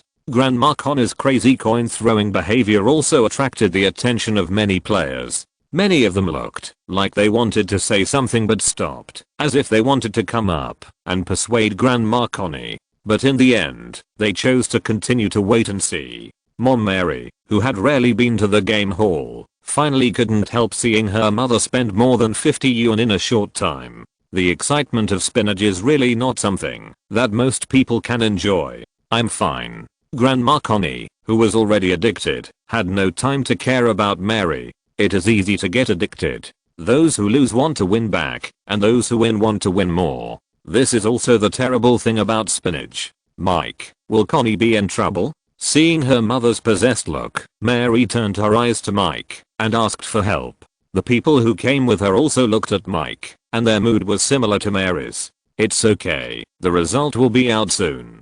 Mike was very calm at this time. In this case, the less small prizes appear, the greater the probability of a big prize. It seems that Grandma Connie is destined to pick up a big leak this time. Sure enough, with the sound of game coins falling to the ground and the noise of buttons bouncing, not long after, a group of fireworks-like celebration pictures finally burst out on the colorful machine where Grandma Connie was. At the same time as the fireworks, there were 3 golden cups in the center of the screen. This is a big prize. Grandma Connie, who felt so unreal, was stunned for a moment and then burst into a hearty laugh. At the same time, other players who had been watching the excitement here also gathered around. For a while, the game hall was full of envy and blessings, and Grandma Connie, who created all this, couldn't hide her pride and happiness at this time. What happened? Boss Carlson, who rushed over after hearing the news, had already sensed that something was wrong. Collison, did you see this? Is this a golden cup or 3? Grandma Connie made way and showed the golden cup pattern on the color machine more clearly in front of the boss. Let me think about it. If you win the grand prize, you need to pay me 10,000 yuan. Grandma Connie had never felt so good before. She pulled the pale-faced boss and urged him proudly, pay the money quickly. This must be a problem. Yes, the machine has a problem. Boss Carlson, who also felt unreal, subconsciously wanted to refuse to pay. It can be said that the boss's reaction was not slow. In a very short time, he figured out that the reason why this color machine gave out a grand prize was because he had adjusted the winning probability before. Otherwise, there was only one golden cup pattern in each column of hundreds of patterns. It was almost impossible to shake out the golden cups in 3 columns of pictures at the same time. That kind of probability was about 1 in millions. But who told the boss to be so smart and tamper with the machine? Boss Collison, who regretted it, has decided to deny Grandma Connie's grand prize, and the specific method is to blame the machine. This game machine is yours, and we didn't say anything when we didn't win the prize. Now that you win the grand prize, you want to deny it. What about the money we lost before? Mike guessed the boss's idea at once, so he chose to block the other party's retreat first. You know, because of Collison's way of adjusting the probability, many people have lost money here recently. To be honest, the cost of his default this time will not be small. Anyway, 10,000 yuan will definitely not be enough. These days, many people have lost money in a certain strange meme. Not to mention that, if the matter is exposed, Boss Collison's character and credibility will also be questioned. Look, many smart people have already made a fuss at the scene, while supporting Grandma Connie, shouting for the boss to return the money. On the other hand, the usefulness of bodyguard George has also been reflected. He is broad and over 1.8 meters tall, and he looks very intimidating when he stands there. I'll give you the money. Boss Collison was silent for a long time and finally chose to give in, but I'm afraid I don't have that much cash on hand now. Boss Collison, who had never thought of encountering any setbacks, had already transferred the money he earned from the game hall to his son, asking him to buy a house in a big city. Then you tell me what to do. Anyway, don't think of losing a penny of my money. Grandma Connie, who was enjoying the fruits of victory, was not a pushover. How about this? I'll give you all the cash I have on hand first. I'll exchange the insufficient parts for you into game coins, and you can use it at any time. Collison thought of a compromise. Okay, deal. Grandma Connie, who was very happy with the revenge, thought about it for a while, and agreed to the boss's proposal. Then, Grandma Connie received more than 5,000 yuan in small bills and an IOU for more than 4,000 yuan in game coins. In line with the principle of everyone having fun together, Grandma Connie, who received the bonus, counted out 1,000 yuan and handed it to Mike as a reward for hard work. Then she gave 100 yuan tips to the Cooper family and Peggy respectively. Of course, Sheldon and Mrs. Money could not be kept. Before they could even warm up, Mary took it away in the name of her mother. Mike, do you have any suggestions next? After dividing the money, Grandma Connie did not intend to stop. At this time, she looked at Mike, as if she was looking at God. You can go and try the coin pusher over there. Mike, who got the bribe, did not spoil everyone's fun. You should know that it was not only Grandma Connie, but also George and his wife who became interested in the spinach in the game hall. Look at the correct version in the 16:9 book and bar, and their eyes on Mike also changed. Let's go. Let's play coin pushers now. Grandma Connie, who was holding more than 4,000 game coins in her hand, couldn't wait to show her skills again. Not long after, Grandma Connie dragged a large group of tails to the coin pusher. Yes, the other players in the game hall have now stopped the games in their hands and chose to continue to follow Grandma Connie to watch the fun. It can be said that Grandma Connie has become the most beautiful girl in this game hall. Next, there is another long round of coin injection process. There is no skill in playing the coin pusher. Just keep putting coins into the machine and push the game coins and the machine to the exit by the back wave pushes the front wave. This kind of play is about getting the wool from the sheep. Of course, in order to attract customers, there is also a mountain of game coins in the scattered waves of game coins in the coin pusher. Just to shake this stubborn mountain, in addition to the probability problem, you need a strong capital and a little luck. Isn't it a coincidence that what Grandma Connie lacks the least now is luck and capital? So under the witness of everyone, Grandma Connie didn't frown and put hundreds of game coins into the coin pusher. During this period, Grandma Connie also invited the Cooper family and Mike and others to help scatter game coins in the coin pusher. Faced with her mother's rich behavior, Mary no longer had any opinions this time. In this way, with Connie's investment, the neatly arranged mountain of game coins in the coin pusher was slowly tilting towards the exit. Finally, after more than 200 times of padding, accompanied by the exclamations of the crowd of onlookers, the mountain of game coins swayed and fell towards the exit. Hualala, a large number of game coins slid down, making a wonderful sound. This is the sound of money. Behind him, Boss Collison, who was staring at Connor's group, almost fainted when he heard the sound. Collison, what do you say now? Connie, who won the ultimate prize again, smiled and looked at the pale Boss Collison. A mountain of game coins is composed of 10,000 game coins according to the specifications, and the game coins now squeezed at the exit are conservatively estimated to be more than 8,000. In other words, Connie won the grand prize of more than 8,000 yuan again. This Boss Collison, who was so poor that he lost so much money, had big beads of sweat on his bald scalp. With a dry throat and a blank mind, he opened his mouth several times, but could not utter a complete sentence. Why, do you want to keep the account for me? Then I have to use the game coins to continue playing on other game machines. Grandma Connie, who knew how to annoy people, even acted embarrassed. Oh, too many game coins are also a kind of trouble now. Seeing that Grandma Connie and her group were about to switch to other game machines, Collison forced himself to calm down and shouted, "Sorry, due to personal reasons, the game hall will be closed for one day today. Please forgive me if I'm sorry for everyone." It must be said that Boss Collison has some business sense. With a smile on his face, he sent everyone, except Grandma Connie and her group, out soon. "Connie, how about this? I will transfer the game hall to you, and our account will be written off." Collison said his plan. Originally, he was going to live with his son, who lived in a big city, at the end of this year, to enjoy a good life. Now it is only more than a month earlier, which is not a big problem. On the contrary, if he continued to keep the game hall, he would not only owe a large sum of money, but also have to pray to Grandma Connie that she would not win the jackpot again. The mental torture was miserable. Is this broken game hall worth so much money? Although Grandma Connie was tempted by the boss's proposal, she was still unforgiving. Besides, when it comes to business, it's all about asking for a high price and bargaining on the spot. It's worth it. Of course it's worth it.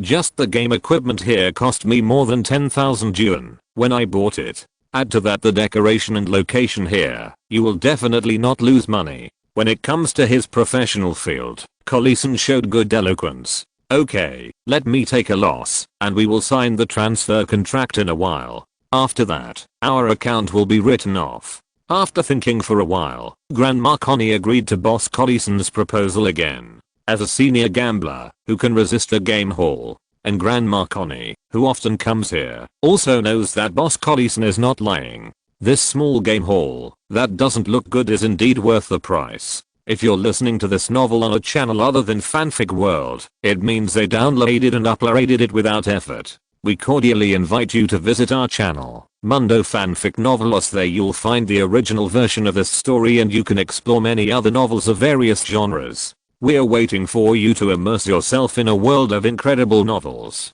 Chapter 311, Renovation of the Game Hall.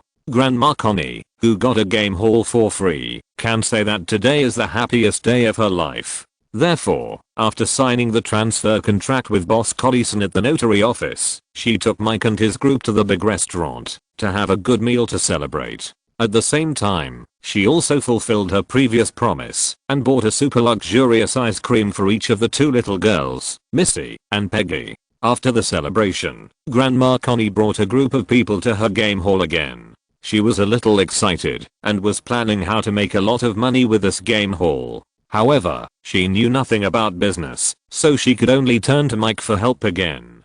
"First of all, I'm not interested in the gambling industry." Mike first stated his position, and then pointed out, if this game hall wants to be open for a long time, the probability on the game machine must be adjusted back. In addition, the environment in the game hall can also be properly repaired. The last and most important thing is to build a good relationship with the management agency above. As the saying goes, county officials are not as good as current managers. It is difficult to open a small game hall, but it is also easy. The most important thing is to get a legal business license. Yes, this will be my territory in the future, and I must renovate it. Grandma Connie, who was disliking the dilapidated game hall, obviously did not grasp the key point of the problem. However, this old small game hall, which has been weathered for many years, does need to be renovated. Who should I find to help with the renovation? Grandma Connie was in a dilemma. Although the area of this game hall is small, it will cost a lot to renovate it completely.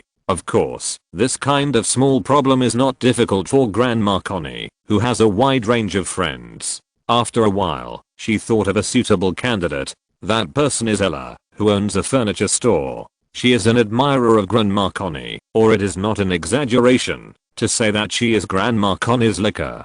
Sure enough, after receiving the call for help from her grandmother, Ella happily said that she was willing to help. Not long after, Ella, driving a heavy pickup truck, came to the small game hall up the street, in trance with two decoration workers. "Is this your shop? It does need to be renovated. But don't worry, Connie. I'll take care of everything." Although Ella was rejected last time, he was still very eager to see Connie's grandmother again. The tenderness on his face was almost overflowing. "Okay, I'll leave the renovation to you. How long will it take?" Connie's grandmother was indifferent. After dating an elite like Professor John for a while, it was obviously impossible for her to go back and fall in love with an honest old man like Ella. Eye contact is sometimes so subtle. There are many places that need to be changed here. I will try to finish it in a week. As a semi-professional, Ella gave pertinent modification suggestions. "No, a week is too long. I will give you 3 days at most." Connie's grandmother said without question, 1,000 yuan for the renovation. "I want to see the results in 3 days. You decide." Most of the people who come to this hidden small game hall are regular customers in the surrounding area. If it is closed for a week, who knows if those regular customers will go to other game halls. Without regular customers, this small game hall at the street corner can be said to be half useless. 3 days, 1,000 yuan. Ella was silent for a long time, but in order to make Grandma Connie happy, he finally gritted his teeth and said, "No problem. 3 days is 3 days. In fact, to renovate a small store within 3 days, the labor cost alone may be thousands of yuan, plus the material cost. Ella must have lost a lot. However, seeing Grandma Connie's smile, he still felt it was worth it. It can only be said that the world of licking asterisk is incomprehensible to ordinary people. Connie, are you free tonight? Maybe I can treat you to dinner." While Grandma Connie was happy, Ella carefully made a date invitation. "Sorry, I'm very busy recently, and I may not be free until the store opens." Grandma Connie refused Ella's dinner invitation without thinking. Of course, while refusing, she did not forget to give the other party a little thought. I understand. I will renovate your store as soon as possible." Ella didn't know what he had in his mind, and a smile appeared on his face. After that, the two discussed some specific plans for remodeling the arcade, and then Grandma Connie found an excuse to go to Mike and his group. "Mom, I think you are being unfair to Ella." Mary, who saw how her mother used other people's feelings to help her, spoke up for Ella, an honest person. No one knows a daughter better than her mother, and vice versa. Fortunately, Mary didn't know the word green tea, otherwise she would definitely say it to her mother. "I didn't make any promises." Grandma Connie shrugged and explained, then went to Mike. At this time, Mike was debugging the winning probability of the machines in the arcade. As mentioned earlier, the importance of game probability. A perfect version in the 16-9 book bar. "How is it, Mike?" Grandma Connie, who has seen the power of probability, is obviously also concerned. "I almost understand the working principles of these machines. I have to say that the previous boss was very cruel. These machines have been tampered with by him. The ordinary winning probability of some machines is less than 30%. Mike explained as he got started. "The lower the probability of winning, the better for me, isn't it?" Grandma Connie, who has become the owner of the game hall, has changed her identity very quickly. Not necessarily. The probability of winning the ordinary prize and the probability of winning the grand prize are relative. Mike briefly explained the balance problem of the two probabilities of winning. You know, the previous game hall owner didn't understand the relationship between the two, so he failed to steal the chicken and suffered a big loss. "So, what should I do?" Grandma Connie, who also didn't understand the relationship between the two probabilities of winning, wisely threw the question back. I suggest adjusting the probability of winning the ordinary prize to between 45% and 49%. Although you earn less this way, you don't have to worry about the sudden explosion of the grand prize. Mike gave the most reasonable suggestion. This, Grandma Connie, who herself got a huge benefit from the probability loophole, pondered for a long time before continuing. Then adjust the probability of winning the ordinary prize to 45%. Grandma Connie may have various shortcomings, but she is definitely not a stubborn person. So more than an hour later, with the help of Sheldon and Peggy, Mike debugged all the machines in the game room. After that, after encouraging Ella, who was still busy painting the wall, Connie left the game room with Mike and his group with satisfaction. At this time, it was almost evening, and the group walked home while discussing today's interesting experience. Just as everyone returned to the house, they saw a pair of young people from a distance, crossing the outer wall of the Cooper family and wandering at the door of the main house. In Migo, who pays attention to private territory, the behavior of this young couple is very dangerous. "Excuse me, who are you looking for?" George, the head of the family, stopped in front of his family. The two young people in front of them, the man's back looks very strong, and the girl's dress is more fashionable. However, the appearance of the two carrying large and small bags makes it easy for people to associate them with floating population. Chapter 312. Mature little George. Mom, Dad, and everyone. Hearing the noise, the young man turned around happily, revealing a familiar face. Little George. George's father, who saw the young man's appearance clearly, spoke with both joy and confusion. The expressions of the other Cooper family members at the scene were similar to George's father. It was only more than 4 months ago, and the changes in George across the street were so great that people could not believe it. First of all, in terms of body shape, his height has grown by 3 or 4 inches. Now his height has exceeded 1.8 meters, and his overall body shape looks much stronger. Secondly, in terms of temperament, George, who had his hair cut short, has a much tougher facial features. Overall, he looks like a reliable adult. Little George, is it really you? So cool. Missy, who is a face-shy girl, went to her brother in amazement. The fully grown little George is indeed much more handsome. Then George and his wife and Grandma Connie also went to George and re-examined their family member. The muscles of very strong Grandma Connie even directly pinched George's arm and gave a satisfied evaluation. Mary seemed to have forgotten the previous unpleasantness. For a while, the scene turned into a recognition meeting. Okay, George and his friends have just come back. Let's talk about it when we get home. George's father noticed that the beautiful girl his son brought back was relieved. Then, a group of people entered the house and sat in the living room. George and his wife had too many questions to ask about their eldest son's independent life for more than 4 months. "This is my girlfriend Mandy. We met in Oklahoma. Mandy lived in Apple City before and is a model." George first introduced the beautiful girl next to him to everyone. Mandy is more than 1.7 meters tall, with blonde hair, big eyes, and a good figure. She looks like a standard rice fruit sweetheart. Then George introduced his family to Mandy. The two sides greeted each other in a friendly manner. It can be seen that George's girlfriend has a very cheerful personality, which also makes George and his wife very satisfied with her. We drove a food truck together and worked odd jobs in supermarkets and car washes. George said with a sigh about his life with Mandy in the past few months. There is a little romance in the ordinary. It turned out that not long after George ran away from home, he met Mandy, who was also out to relax. The two fell in love at first sight, and then George started his own business and converted the RV into a food truck. However, this business was not successful. George put all his assets into the food truck, but it ended in failure due to poor management. The only good news is that Mandy has always been with George during this failed attempt.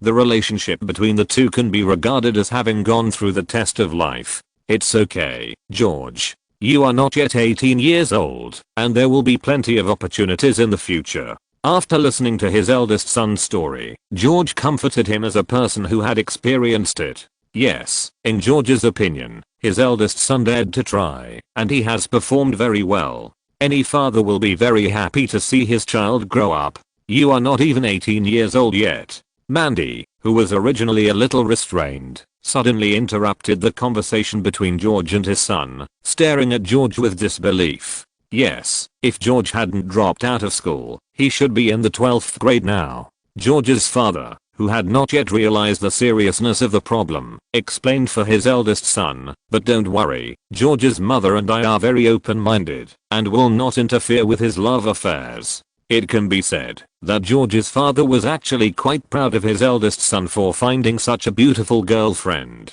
"You liar, didn't you say you were already 27 years old? If I had known you were so young, I would never have dated you." Mandy's expression became complicated, and she was on the verge of exploding. The girl had doubted George's age before, but after George's assurance, the girl only thought that he had a baby face. However, at this moment, the girl realized that George's face was not tender, but he grew up too fast. In his teens, he had a face of more than 20 years old. Of course, it was precisely because of this that George was able to trick the girl into dating him. "What's going on? What's 27? Seeing the girl's excitement, George realized that something was wrong. "I'll explain this to you later," George said perfunctorily in the face of his family's inquiring eyes. Then he looked at Mandy and said affectionately, "You should understand my feelings. Age is not a problem for us. I don't mind that you are older than me, but I do mind. My God, I'm dating a man 12 years younger than me. You're not even 18 years old. This is a crime." Mandy, who knew the truth, became more and more excited and could no longer control her emotions. "Sorry, I need to calm down alone." In order to save her last bit of dignity, the girl got up and walked out before she lost control of her emotions. The Cooper family was shocked by the news revealed by the girl, and they didn't react to keep the other party for a while. 12 years older? That means Mandy is already 29. "Little George, you have really grown up." Not long after, Grandma Connie, who was the first to react, looked at little George with a half smile. "I need an explanation, little George." Mary, who also reacted, had a very ugly expression. As a mother, Mary was obviously very dissatisfied with her eldest son finding an old woman to date, even if the other party was very beautiful. "Mandy is a good girl. She is the one I want to spend my life with." Little George has indeed grown a lot during this period of time and has the responsibility of a man. He immediately stated his position. Of course, for little George, being older has its advantages, and he knows how to take care of people. Mandy's mature temperament is exactly what attracts him the most. Read the correct version on 16,191 book 1 bar. That won't work either. She is 12 years older than you. You are not suitable at all. Mary also expressed her attitude. On the side, George's father also nodded slightly. After knowing the girl's age, he no longer favored her. "Mandy is pregnant. The baby is mine." Little George once again broke a bombshell when his family members were not optimistic about him. "Oh, am I going to be a grandmother?" Grandma Connie, who loves to make a fuss, smiled and gave George a thumbs up. Among the three elders in the room, perhaps only Grandma Connie, who has the most cheerful personality, really doesn't mind the age difference between the couple. She even thinks it's cool. "Little George, do you know what you are talking about?" However, as a Christian, Mary obviously cannot accept the absurd life of her eldest son. "Of course I know," little George said seriously. "Mandy is pregnant. We went for a checkup. I brought her back this time, just to share this news with you. I hope to get your blessing." In fact, as she gets older, Mandy is no longer suitable to be a model. This time she went out to relax, and it was also to find a new life. From this point of view, she is a good match for George. George obviously knows this. On the other side, George, who was lost in thought because of his eldest son's private affairs, saw that his wife's expression was not right and quickly said, "No matter what, as a man of the Cooper family, you must be responsible for your own behavior. Little George, you go and find Mandy now. We will discuss the future slowly later." George, who was gentle in character, softened his attitude after knowing that the woman was pregnant. "I'll go now." Hearing his father's teachings, George immediately got up and rushed out. You know, Mandy is unfamiliar with this place, and George is still worried about her. If he hadn't had to appease his parents' emotions, George would have chased her out long ago.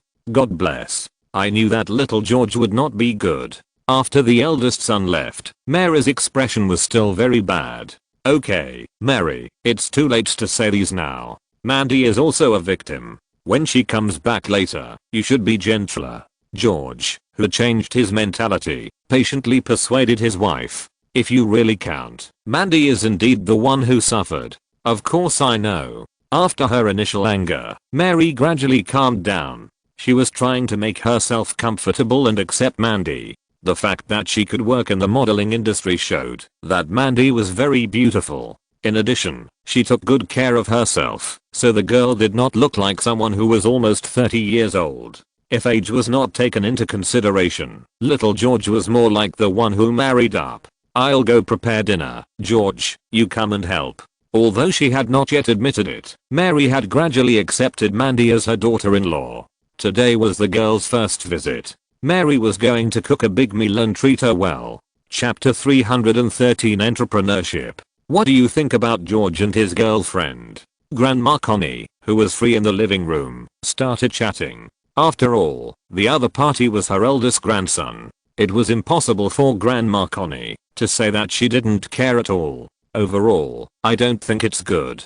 Mike thought for a while and said, if George can settle down quickly, the situation may get better. George and Mandy are still too different in age. Mandy's biggest demand now is to find a good man and live a stable life. What she needs is a sense of security. George is now in the growth stage of a boy to a man. He is poor and can't meet Mandy's needs either financially or emotionally. Therefore, if the two want to maintain this relationship, the best way is for George to mature quickly and become a man that people can rely on. This is too difficult for George. Grandma Connie seemed to think of something and shook her head slightly. As the saying goes, you can tell a person's future at the age of 3 and his future at the age of 7. George's previous unreliable performances really made it hard to imagine how he could quickly become a qualified husband or even a father. Yes, if nothing unexpected happens to Mandy, little George, who is not yet 18 years old, will be promoted to a young father in 10 months. This is a strict test for little George. Forget it. Let's not talk about little George. Let's talk about the business license of the game hall. What suggestions do you have? Another advantage of Grandma Connie is that she is optimistic and does not get stuck in a rut. Moreover, 99% of the unhappiness in the world is due to lack of money. Therefore, compared with the troubles of little George, what Grandma Connie is more concerned about now is how to make money. Doesn't Pastor Jeff's wife Robin work in the Ministry of Transportation? Maybe we can ask her for help with the business license. Mike gave a suggestion. The Ministry of Transportation and the Street Patrol belong to the same system. The most feared thing for opening a game hall is the surprise inspection of the patrol. Therefore, if Grandma Connie can build a good relationship with the patrol through Robin, her game hall will reduce a lot of unnecessary troubles. You are right, we can ask Robin for help. After being reminded, Grandma Connie obviously figured out the strangeness. As for whether Robin is willing to help, Grandma Connie is more or less confident. After all, if we really talk about it, Grandma Connie also contributed to the fact that Robin and Pastor Jeff became a couple. With such a relationship, Robin and Grandma Connie are naturally family members. Also, after the game hall opens, it is necessary to separate the games and gambling. Mike reminded again. The main reason why it is difficult to obtain a formal business license for a game hall is because the business there is often linked to gambling. This is an illegal act, and Robin's favors will run out one day. If we don't want to have unpleasant things in the future, the game hall must become formal. Do you have any solution? Grandma Connie asked back. Because of her understanding of Mike, Grandma Connie knew that he was not the kind of person who talked big. Yes, it only requires a little bit of flexibility. Add a transaction link in the game hall. Mike summarized his thoughts and said, take plush toys as an example. When players win prizes in the game hall, we can give them toys. When the players finally leave, we will use the same prize money to recycle the plush toys. In simple terms, it is to use toys as currency in gambling, thereby avoiding direct money transactions. This link may seem redundant, but it can solve the gambling problem in the game hall very well. Let me sort it out. I seem to understand a little, but I don't seem to understand it completely. Grandma Connie said that her head was a little dizzy. In fact, Grandma Connie's brain is not stupid, but her age still makes her less receptive to new things. Isn't that a voucher? Missy, who was sitting next to her, suddenly spoke to the point. Yes, toys are vouchers. Why didn't I think of that just now? Grandma Connie seemed to have opened up her meridians and praised happily. Missy, you helped a lot this time. Grandma decided to reward you with another ice cream. This time, Missy and Grandma Connie are a win-win situation. In the kitchen on the other side, Mary was preparing a big meal for Mandy and at the same time directing her husband to make a special barbecue. Based on the principle that women should not make things difficult for women, Mary, who had calmed down, had basically accepted Mandy. More than an hour later, a sumptuous dinner was placed on the table of the Cooper family. Just waiting for George and Mandy to come back, everyone welcomed them. But until the barbecue was almost cold, there was still no sign of George and the others coming back. Nothing will go wrong. Looking at the gradually darkening weather outside the window, Mary's face showed a worried expression. How about I go out and take a look? Father George was a little impatient. No matter what, Mandy was carrying the blood of the Cooper family. This made George and his wife care about it. Read the correct version in the 16:9 book forum. Just when George got up and was about to go out to look for someone, George pushed the door open and walked in. Why are you alone? Where's Mandy? George looked behind his eldest son and asked in surprise. Mandy rented a house outside. George, who came back alone, also looked unhappy. How could you let her live outside alone? George asked in disbelief. If this situation is told to others, everyone will only think that the Cooper family is bullying. If you think about it from another perspective, you can imagine how bad the girl's situation is now. Okay, George has been on the road for a whole day, and he should be hungry now. Let's talk while we eat. In order to avoid the atmosphere becoming tense, Grandma Connie stopped George. Later at the dinner table, everyone knew what happened during the more than an hour George was out. Because of the lie George told about his age before, Mandy, who suddenly knew the truth, was very emotional and finally could not forgive him. And George had been apologizing to the girl for more than an hour. In the end, he failed to get the girl's forgiveness, so he could only help her find a place to live in the town. What are you going to do in the future? After listening to George's story, Grandma Connie asked with concern. I don't know either. Mandy seems to be very disappointed in me. George frowned and was very depressed. I understand Mandy's feelings, but your relationship is not without hope.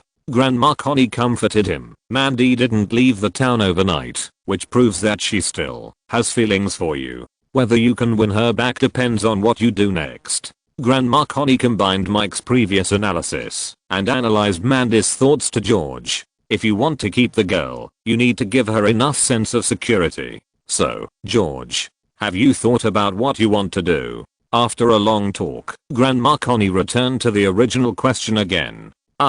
Maybe I should continue to start a business. If you want to start a family first, George gradually understands the burden on his shoulders, but his expression is still a little confused. After all, in terms of age, he is still a child. Why don't you come to the arcade and help me? Grandma Connie said what she was thinking. According to Mike's suggestion, the new business model of the arcade might be too much for one person to handle. If George was willing to help, it would be a good thing for both him and Grandma Connie.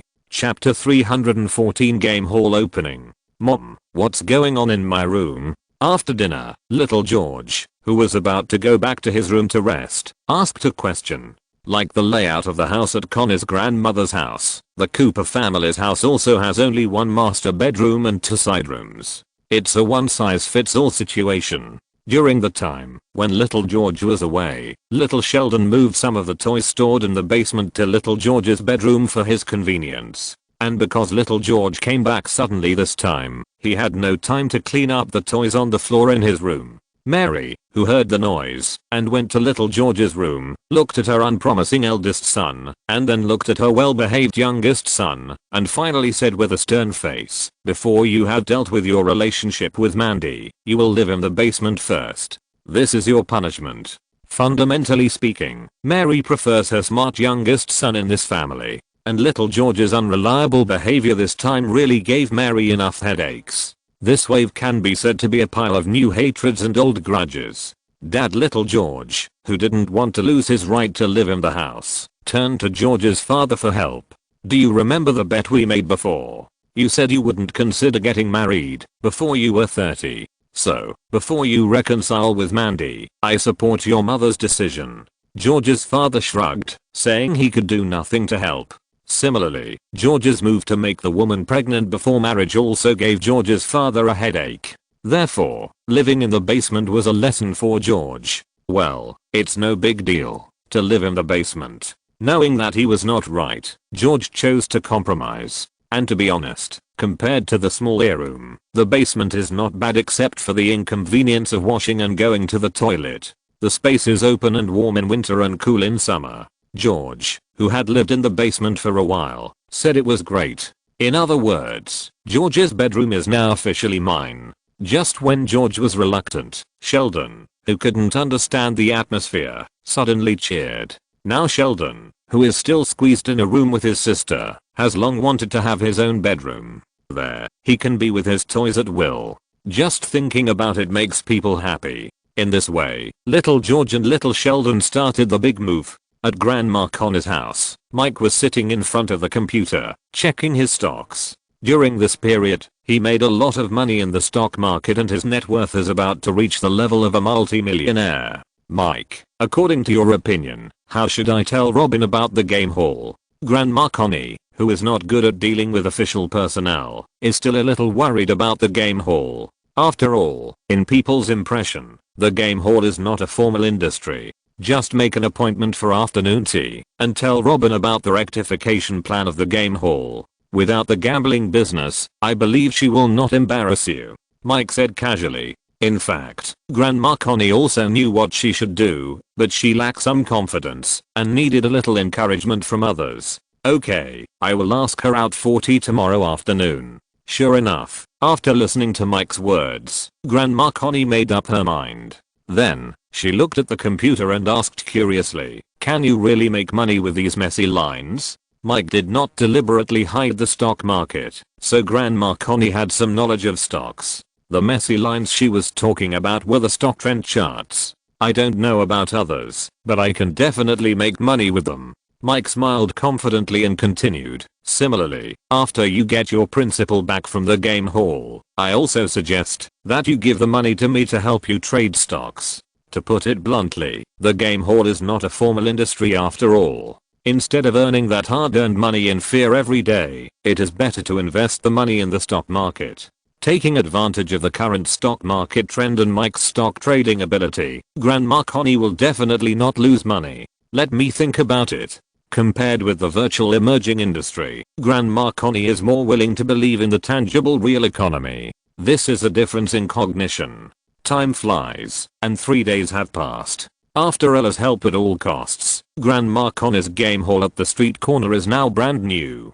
The old peeling walls were repainted and decorated, and they looked much more comfortable. Moreover, the dim lights in the basement were replaced with warm-toned chandeliers. Ella, who owns a furniture store, took advantage of her position to build a brand new cash register at the entrance of the game hall. In the innermost part of the game hall, a small rest area was specially separated, with a water dispenser and several simple sofas. If it weren't for the slot machines, this place would be more like an elderly activity center. From here, it can be seen that Ella really cares about Grandma Connie's affairs. Most of the people who come here to play are wealthy and idle elderly people. The warm decoration style can obviously attract their attention. At this time, the entrance of the game hall was crowded with elderly people who came after hearing the news. The game hall is one of the few good places for them to kill time. "Little George, you greet people in first." Grandma Connie smiled and directed her only employee. "Yes, 3 days ago, little George agreed to come to the game hall to help. The fact that so many customers came to the newly opened game hall today is also the result of little George's promotion in the past 3 days. He seems to be very suitable for this kind of work of communicating with people. As customers poured into the game room, they exclaimed. Grandma Connie also walked into the game room with a large group of people. A correct version of the book bar 1629. Because of the special nature of today, the Cooper family followed Grandma Connie again to stand up for her. In addition to the Cooper family, Mike, Peggy, Ella, etc. also accompanied Grandma Connie. At the same time, Robin, who was dressed in casual clothes, also mixed in the crowd. Ella, thank you this time. Looking at the brand new game room, Grandma Connie sincerely expressed her gratitude. Then, she continued, how much did those furniture cost? You can tell me the number, so that I can reimburse you. Although Grandma Connie gave Ella a decoration share of 1000 yuan before, the decoration here is obviously far more than 1000 yuan. Grandma Connie, who was very satisfied with the finished product, did not mind spending more money at this time. No, those furnitures are nothing to me. Ella once gave away a sofa worth tens of thousands of yuan to please Grandma Connie. Now giving away some more furnitures is really nothing to him. Are you free tonight? I want to invite you out for dinner to celebrate the opening of your game hall. Taking advantage of Grandma Connie's happiness, Ella invited her out again. I'm afraid not. You have seen the situation here. I should be very busy for a while. Grandma Connie, who was no longer attracted to Ella, found an excuse to refuse her again. But what she said made sense. The game hall that was renovated and reopened was doing much better business than before. At this time, many players had observed a new environment in the game hall and went to the game machines to play. Then, the game machines whose winning probability was adjusted again also stimulated the enthusiasm of the players. This plush toy with a unique mark is the prize. When you leave, I will use yuan to collect it back. As someone won the prize, George also started his work. He explained to the customers about the prize redemption. I don't want the toy, I want my prize. The lucky winner obviously didn't understand the purpose of the plush toy and only wanted to get his own main. So, I'll give you the prize. You sell me the plush toy. This is 100 yuan for the toy. Please keep it. Little George, who couldn't explain clearly, directly took a wave of practical operations. The lucky winner who got 100 yuan was relieved and seemed to understand something. Although other customers on the side didn't know why the game hall did this, they were also relieved when they saw that the lucky winner didn't lose a penny. It's a very smart move. Robin, who was watching George's operation throughout the whole process, gave a high evaluation of this behavior. Robin from the Ministry of Transportation came here today mainly for inspection. After all, in the future, she will be the guarantor of this game hall. I will go back and tell my colleagues to try not to disturb your business. Of course, you also need to pay more attention in the future and don't get involved in mistakes. Robin, who had a bottom line in his heart, didn't mind making things easier for Grandma Connie. Don't worry, I'll invite you and your colleagues to have tea when I'm free. Grandma Connie smiled and reached a tacit agreement with Robin. Drinking tea is just an excuse. The tea fee is the main point. This is the tribute money, or protection money. Spend money to buy peace of mind. So far, Grandma Connie's game hall has really opened. Chapter 315 Organizing a Mathematical Olympiad Team. As time entered November and Halloween was coming, Mike finally persuaded Maya to agree to cosplay as a gothic princess with Lina. Mike himself played the role of the Dark Devil. The three of them had a fierce battle between good and evil in Maya's big villa. After Halloween, Mike resumed his peaceful campus life. At noon that day, Sharon, a teacher from the Mathematical Olympiad team, suddenly found him. Later, Sharon stated her intention. She hoped that Mike could become the captain of the Mathematical Olympiad team this year and represent Melford in the Mathematical Olympiad at the end of the year. I know this request is very sudden, but I really can't help it. I heard that Marymount School has specially trained a Mathematical Olympiad team since the beginning of this year in order to regain the Mathematical Olympiad championship. And there are several math geniuses in Melford High School this year. Teacher Helen told all her worries. For a college, the annual Mathematical Olympiad championship is a great honor. Teacher Sharon happens to be in charge of this aspect. Last year, she led the Melford Mathematical Olympiad team to win the Mathematical Olympiad Championship and naturally hopes to continue this year. So, who will be on the school's Mathematical Olympiad team this year? Mike didn't mind taking advantage of this opportunity to get another honor. The Mathematical Olympiad team now only has one official member, Kavanaugh. Teacher Helen looked a little embarrassed. According to normal procedures, the school's Mathematical Olympiad team usually starts to be formed at the beginning of the new school year in June. Calculating the time, 5 months have passed before Teacher Helen has recruited a qualified member for the Mathematical Olympiad team. This efficiency can't be described as slow. Of course, it is precisely because of this that she came to Mike for help. It feels a bit like forcing a duck to climb a tree. In other words, I need to recruit 3 more players myself. Mike's reaction was unexpectedly calm. He knew that this was the norm in public high schools. If nothing unexpected happened, there would not be so many talents among ordinary high school students. People like Sheldon and Peggy, as well as Mike himself, were all accidents. Yes, you need to form the Mathematical Olympiad team this year. Teacher Helen nodded, and then promised, of course, I know it is difficult. So the school will give you, and the team members you have gathered, some rewards at its discretion. Those rewards are not limited to money. For the 12th graders who are about to graduate, the school can provide a lot of help.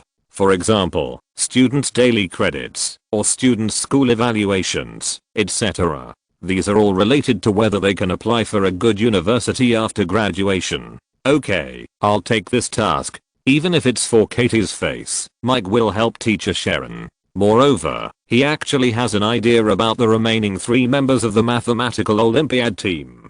Great, you really helped me solve a big problem. Teacher Sharon breathed a sigh of relief and continued, in the future, if you need anything in school, you can come to me for consultation. Now, with the retirement of old Principal Tom at Melford High School, the power of Dean Tim is getting bigger and bigger. After all, if nothing unexpected happens, the candidate for the next Melford principal will be Dean Tim. With the rising tide, Teacher Sharon, who has a close relationship with Tim, now has great power in the school. After saying goodbye to Teacher Sharon, Mike returned to the classroom, where Peggy, Maya and others were still waiting. What does Teacher Sharon want to talk to you about? Peggy asked. It's about the Mathematical Olympiad. Mike briefly talked about his role as the captain of the Mathematical Olympiad team, then looked at Peggy and asked, the Mathematical Olympiad team is short of people now, do you want to join? Of course, I'd love to. Peggy smiled. Joining the Mathematical Olympiad team means having more time to spend with Mike. After all, teenage girls do develop faster than boys. Only a few months have passed, and Peggy, who is in her growth period, has gradually left the category of a little girl without lack of nutrition, and has a bright girlish feeling. There is not much time for lunch break. Let's go eat first. Maya reminded him. Thanks to the Princess of Genovia, lunch for Mike and others during this period was provided by the maid Amy. In other words, Mike has not had lunch at school for a long time. No hurry, we won't go to the villa for dinner today. Next, I have to find 2 more people. Since he was appointed as the captain of the Mathematical Olympiad team, Mike decided to settle the matter of inviting team members first. Yes, Mike was going to take advantage of the lunchtime to invite Sheldon and Dan to join the Mathematical Olympiad team. Lina, take people to the cafeteria to get food first. I will find you after I finish my work. After Mike arranged the whereabouts of Lina and others, he also walked towards the library. If I remember correctly, Sheldon and Dan usually have their lunch in the library. However, to Mike's surprise, when he came to the library, he only saw Sheldon alone here. Sheldon, are you interested in joining the Mathematical Olympiad team? Mike asked straight to the point. Mathematical Olympiad team? Not interested. Sheldon, who was looking at physics materials and eating his own sandwich, thought about it and chose to refuse. Last year, Sheldon, as a non-staff member, also participated in the activities of the school's Mathematical Olympiad team. And those problems in the Mathematical Olympiad competition were as simple as playing house for Sheldon. Therefore, he was not very interested in joining the Mathematical Olympiad team because he was interested in physics at this time. Yes, Sheldon, who had experienced the Nobel Physics Research Project, was fascinated by the profound physics at this time. I saw the correct version in the 16:9 book forum. I think you can think about it again. Mike ignored Sheldon's attitude and analyzed with a smile. Joining the mathematical Olympiad team will not limit your freedom of study. On the contrary, it will give you more free time to learn the knowledge you are interested in. At the same time, you can also get physical education credits. By the way, the outdoor exercise class in the afternoon was an elective for physical education credits. Because Sheldon skipped the outdoor exercise class for a period of time last year, his physical education credits are very tight now. Mike really grasped this point. Very good, you succeeded in convincing me. As expected of a little genius, Sheldon quickly figured out the joints. And he is now self-studying Hawking's cosmology theory, and he really needs a lot of free time to study. In this way, Mike and Sheldon hit it off. By the way, where is Dan? Why didn't he come with you? Mike did not forget that he still needed to invite another person. I don't know. In fact, I haven't seen him for several days. Little Sheldon shook his head, with no expression on his face. Here we have to talk about little Sheldon's personality. You can say that he is withdrawn, but at certain times, he really enjoys the feeling of loneliness. Okay, Dan's matter can be discussed later. Mike is now going to the cafeteria to solve his lunch. When leaving the library, he reminded little Sheldon again, don't forget to gather in the mathematical Olympiad study room in the afternoon. In the school cafeteria, the territory system is still maintained. Even though Mike hasn't been there for a long time, the Feng Shui treasure land in the middle of the cafeteria has always been reserved for him. Lena and others who arrived earlier have already packed lunch and sat there. Dan, do you think Mike will come to the cafeteria for dinner today? At a table on the edge of the cafeteria, several students from other classes gathered at this time. Dan is one of them. Should come. Dan answered uncertainly with an awkward smile on his face. Since this summer league, Mike has become an absolute celebrity on the Melford campus.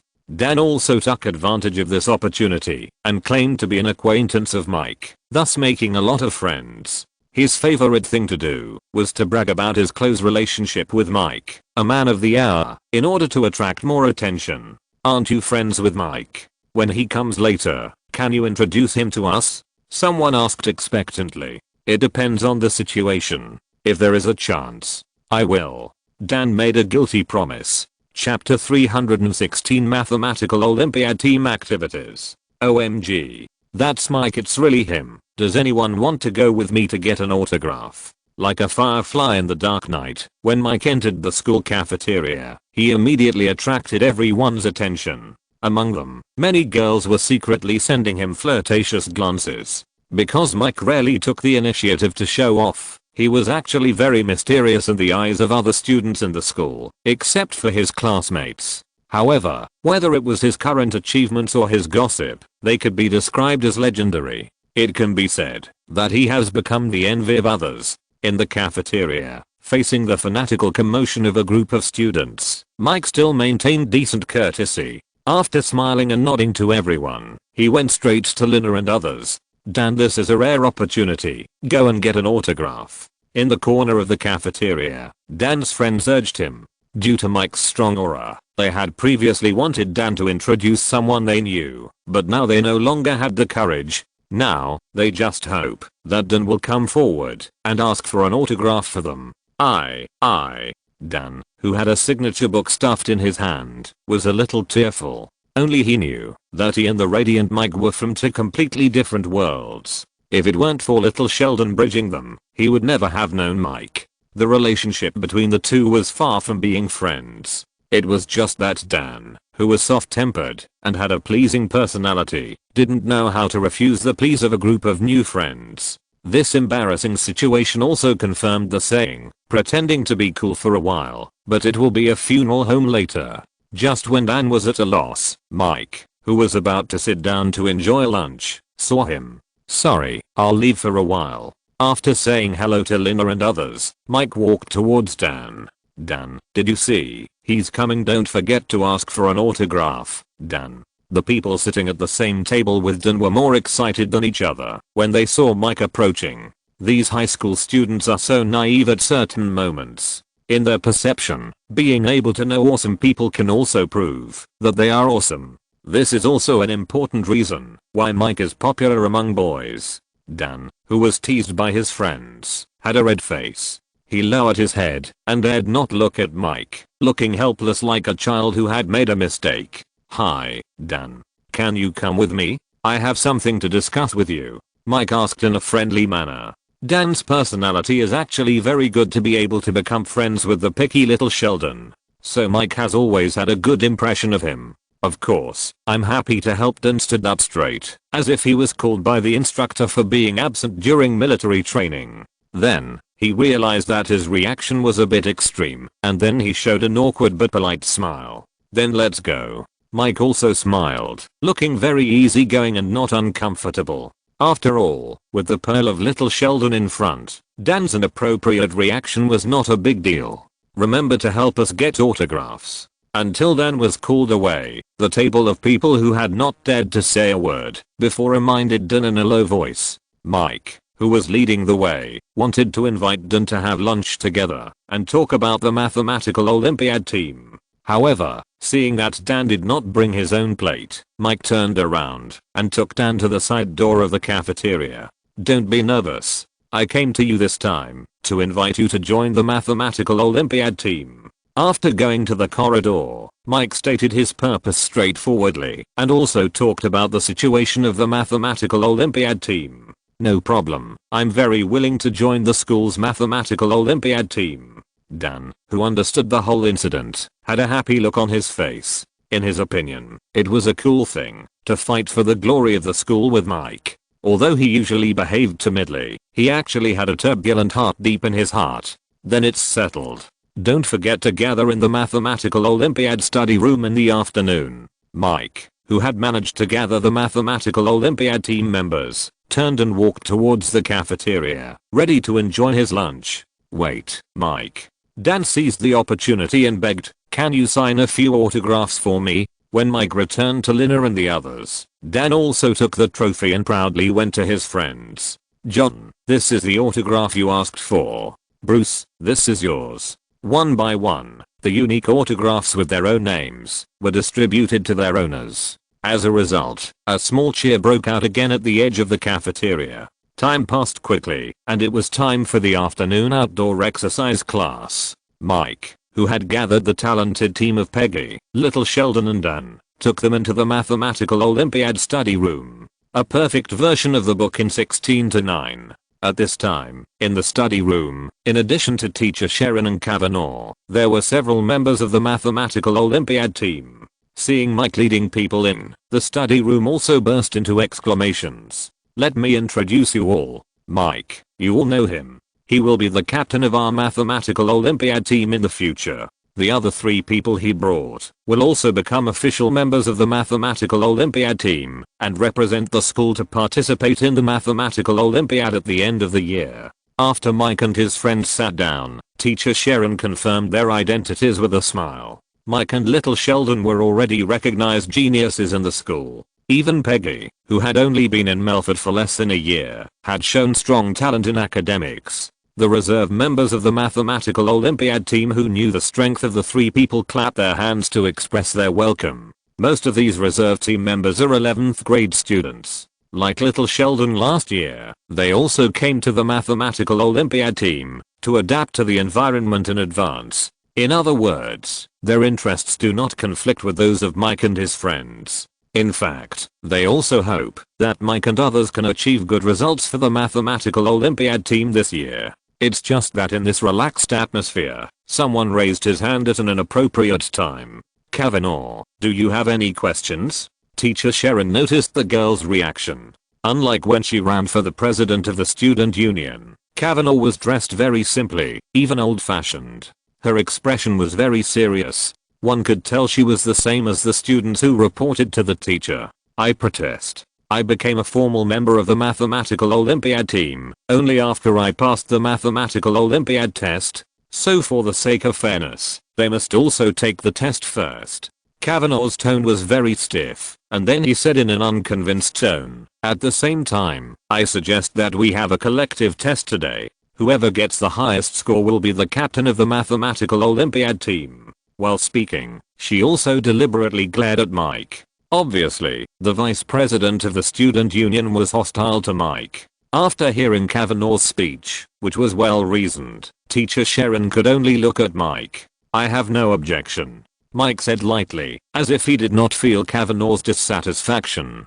This behavior avoided mental exhaustion. After all, not everyone is Franklin, who can be liked by everyone. Moreover, people like Kavanaugh who have not experienced the beatings of society will suffer because of their own character sooner or later, so it is not worth paying too much attention to. I have no objection seeing that Mike has expressed his position. Peggy and the other two who followed his lead also expressed their attitudes. Among the three, Peggy and Sheldon are confident. As for Dan, although he is not very impressive at ordinary times, his IQ is actually 160.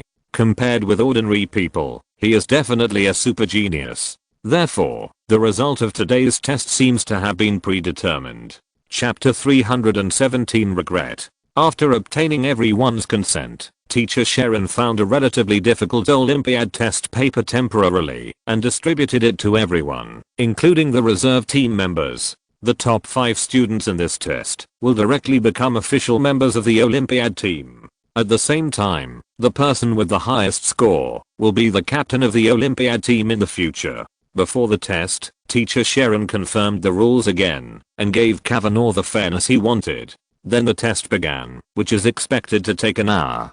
Because the test paper that teacher Sharon found was quite difficult, Kavanaugh just finished the questions on time until the end of the test time. After completing this feat, she had a slightly confident smile on her face. In comparison, compared with the reserve members of the Olympiad team who were still scratching their heads when they handed in the test papers, Kavanaugh is indeed a genius. Of course, this genius refers to the genius in the category of ordinary people, because on the other side, more than half an hour ago, Mike, Peggy and little Sheldon had easily answered all the questions. It's just a pity that Kavanaugh, who had been immersed in doing questions before, did not notice this. At this time, she was feeling good about herself after handing in the test paper. Another half an hour later, teacher Sharon on the podium finished marking all the test papers.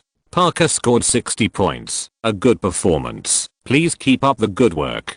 Teacher Sharon distributed the test papers one by one, and soon it was Kavanaugh's turn. Kavanaugh scored 80 points, a great improvement. Keep it up. In the encouragement, Kavanaugh smiled and walked forward to get his test paper. Then, while walking back to her seat, the girl seemed to glance at Mike unconsciously, with a provocative taste in her eyes.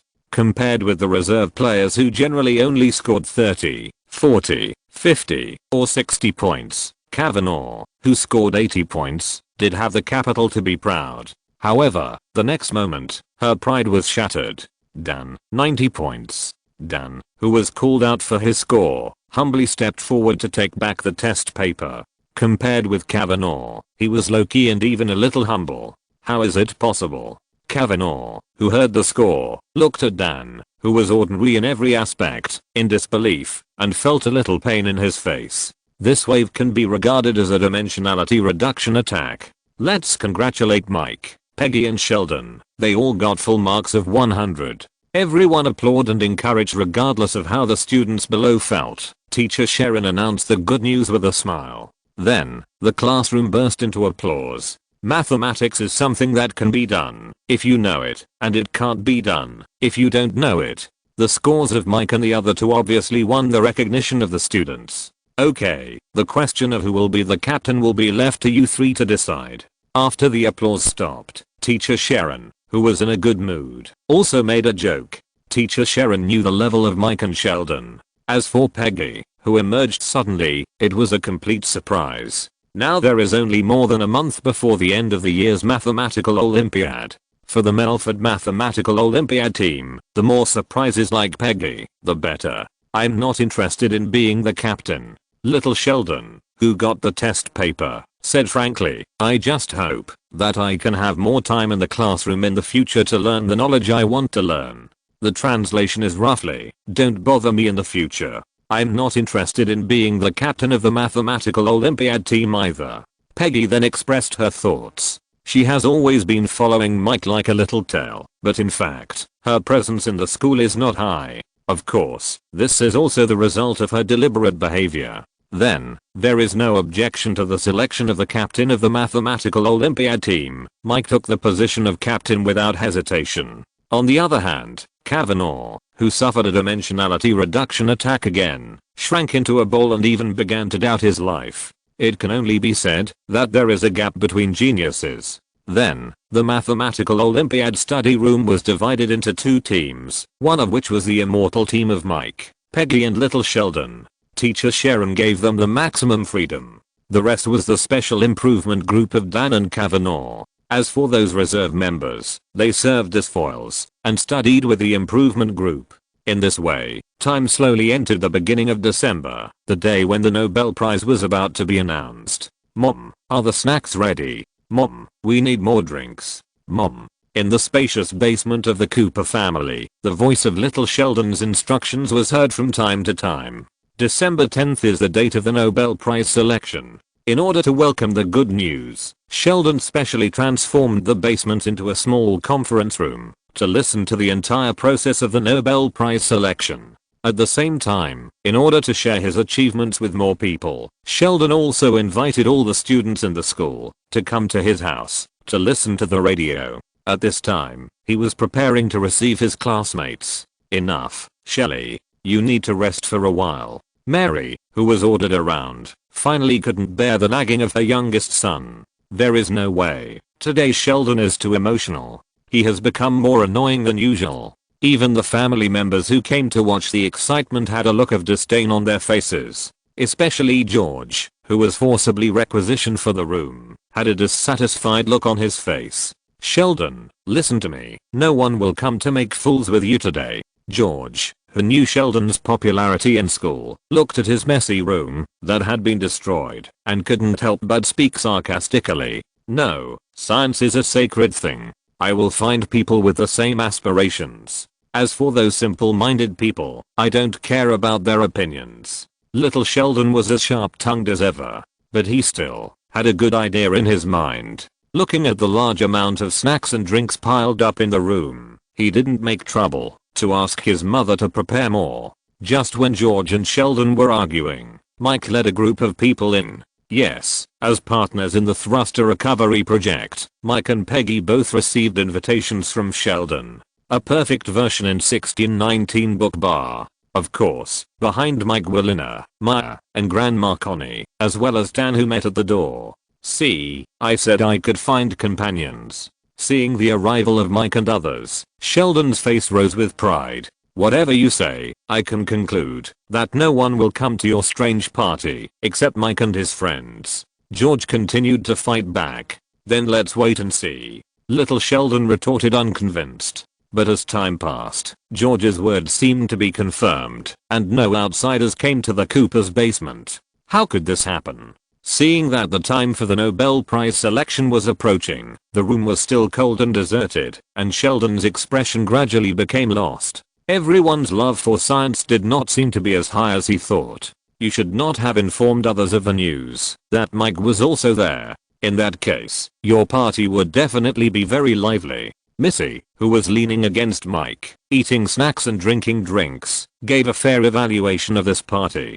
You're right. Little Sheldon's eyes lit up, and he hurried out. I need to make a phone call. You help me keep an eye on the radio. Not long after making the call, little Sheldon hurried back. At this time, it was less than 10 minutes away from this year's Nobel Prize selection. You didn't really inform other students of the news that Mike was here? Looking at the sweaty little Sheldon, Missy asked speechlessly. Of course not. I said I don't care about those who don't pay attention to science. I just called to confirm how long it would take for Professor John and Dr. Linkletter to arrive. Sheldon answered. Sheldon also invited John and Linkletter to today's party. This made this gathering of cultured people more upscale. I hope we are not late. Professor John and Dr. Linkletter, who were dressed in formal clothes, arrived just before the Nobel Prize selection. Welcome to listen to this year's Nobel Prize selection. After the two old men sat down, the Nobel Prize selection program sounded on the radio. The following is about to be announced, this year's Nobel Prize in Physics. The nominees are Professor Georges Chapuk of the Higher School of Physics in the Romantic Country and his team. Then, also nominated for the Nobel Prize in Physics are Professor John, Dr. Linkletter and their team from the University of Texas. In the expectation of everyone, good news came from the radio. At the same time, Professor John, Dr. Linkletter and Sheldon all showed joy on their faces. But before the result was confirmed, no one celebrated. Next, let's witness the final winner of this year's Nobel Prize in Physics. He is Georges Chapuk and his research team. Let us congratulate Professor Chapuk. He and his team have made great contributions in the field of physics, inventing and developing several particle detectors, and have also made outstanding contributions in the field of multi-wire proportional chambers. The radio introduced the life and achievements of this year's Nobel Prize in Physics winners. Obviously, the research project of Professor John and others was still one step short, and failed to win the final honor. How it's good to be nominated for the Nobel Prize. Our research will not be in vain. After a long time, Dr. Linkletter spoke optimistically, but the expression on his face could not hide his regret. Yes, don't be depressed, we will have a chance in the future. Professor John spoke immediately, but his behavior was more like the self-consolation of a loser. You know, 70 years old is definitely considered old. For researchers of this age, what they lack is not experience, but passion and drive. At this time, the two old people probably knew that they would never win the Nobel Prize in this life. John, are you okay? In the low pressure, Grandma Connie came forward and hugged Professor John. Although the two had broken up, they were still friends. On the other side, Mary was also comforting her depressed youngest son. Mike and Peggy, who also participated in the scientific research project, were very calm at this time. If you're listening to this novel on a channel other than Fanfic World, it means they downloaded and uploaded it without effort. We cordially invite you to visit our channel, Mundo Fanfic Novelos. There you'll find the original version of this story and you can explore many other novels of various genres. We're waiting for you to immerse yourself in a world of incredible novels. Chapter 318, Little George Looking to the Future.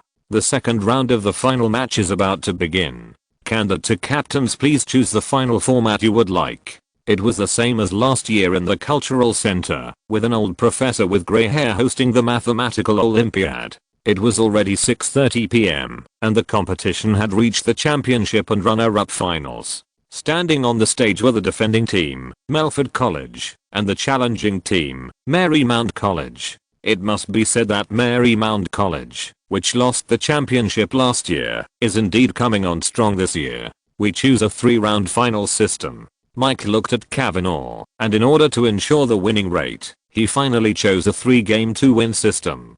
Half a year of learning Mathematical Olympiad knowledge did not make Kavanaugh a master of Mathematical Olympiad. In the previous round-by-round question answering session, it was because she answered a spatial geometry question incorrectly that the final was moved to the second round. We also choose a 3-round final system. The newly appointed captain of Marymount also gave a conservative answer. There are 2 ways to play in the second round of the finals. One is a sudden death match, that is, each side sends one person and the winner is determined in 1 round. The other is that each team selects 3 people and plays a 3-game 2-win system. Compared with the stable best of 3 system, the chances of a 1-game decision are still too high. Marymount College has obviously learned from last year's lesson. Then please ask the 2 teams to choose their opponents. Marymount will choose first. The old professor pushed the game forward. We choose Peggy and Sheldon. Based on the principle of picking the softest ones first, Marymount easily selected 2 opponents. There was no way. Peggy and little Sheldon looked too confusing. Then, the captain of the Mathematical Olympiad team of Marymount College looked at the name tags in front of Dan and Kavanaugh twice, and said, for the third opponent, we choose Kavanaugh. Compared with Dan, who has the full attribute of a tech geek, Kavanaugh obviously looks easier to bully. We choose Robert, James and Joseph. When it was Melford's turn to choose his opponent, Mike looked at the players on the opposite side and casually called out their names from left to right. Joseph, who was in the middle of the opposite competition area, was the captain of the Mathematical Olympiad team of Marymount College. It can be said that Mike's picky style of picking people has already written arrogance on his face. Therefore, the Marymount team members who felt underestimated all had indignation on their faces. It's just a pity that the mathematical Olympiad is not about anger. The result of this final was announced when Marymount chose Peggy and little Sheldon as opponents. The next game was just as Mike thought. With Kavanaugh losing the first game, Melford High School relied on the two secret weapons of Peggy and little Sheldon to finally win the championship of this year's mathematical Olympiad again. Let's congratulate Melford. The game was over, and the old professor announced the final result. Wow, great job. We are the champions.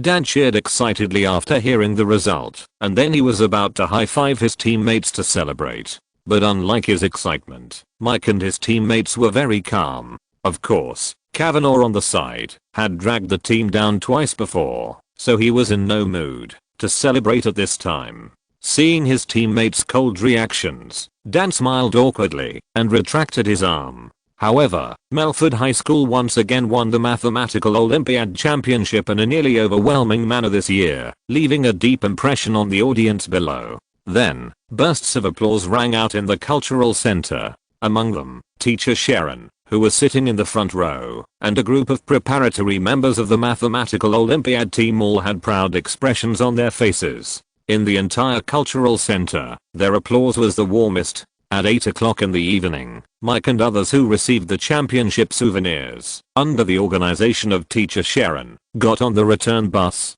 Everyone's performance this time is very good, and the school will thank you for your contribution later.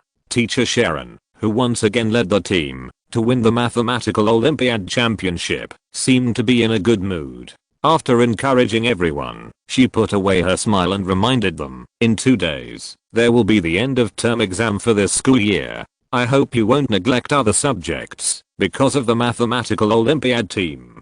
So please review carefully after you go back and strive to get good grades in the subject exam at the end of the year. This year's Mathematical Olympiad was scheduled for December 20th, which was just a few days away from the winter vacation exam before Christmas. Therefore, Mike and others had plenty of time to prepare for the final exam. Of course, for Mike, Peggy and Sheldon, who were proficient in all subjects, it didn't make much difference whether they prepared or not. In the next few days, the three of them also easily finished the final exam. With the end of the final exam, the school's Christmas party followed. Mike, who didn't plan to show off at the Christmas party this year, turned down the invitation to perform, and then he became idle again. Oh, today's dinner is so rich. Are we going to celebrate Christmas Eve in advance? In the Cooper's dining room, Grandma Connie looked at the table full of delicious food and couldn't help but exclaimed, "Now there is only one day left until Christmas Eve. It's Mandy." She decided to move in with George. Mary, who was busy arranging the dishes, had a happy expression on her face. The girl agreed to come and live here, which meant that she had forgiven George. This also made the big stone in George and his wife's heart finally fall. That's really worth celebrating. The eldest grandson's private affairs were settled, and Connor's grandmother also smiled. During this period, the business of the game hall at the street corner was very prosperous, and Connie and George made a lot of money from it. A correct version of the book in 16:9. It can be said that the two are in the honeymoon period of you are good, I'm good, and everyone is good. At the Cooper family, when Mary finished decorating the table, George led Mandy in proudly. Now George can be said to have achieved success in both career and love, and has become a hateful winner in life. Unlike George, who was high-spirited, Mandy, who had not appeared for nearly 2 months, was bloated because of pregnancy, and there was a trace of sadness between her eyebrows. It can be said that the girl's beautiful halo has faded during this period, and she has completely become an ordinary housewife. Mandy, welcome to your arrival. This will be your home from now on. If you have any difficulties, you can tell me and George. Mary, who specially prepared a welcoming banquet, expressed her goodwill.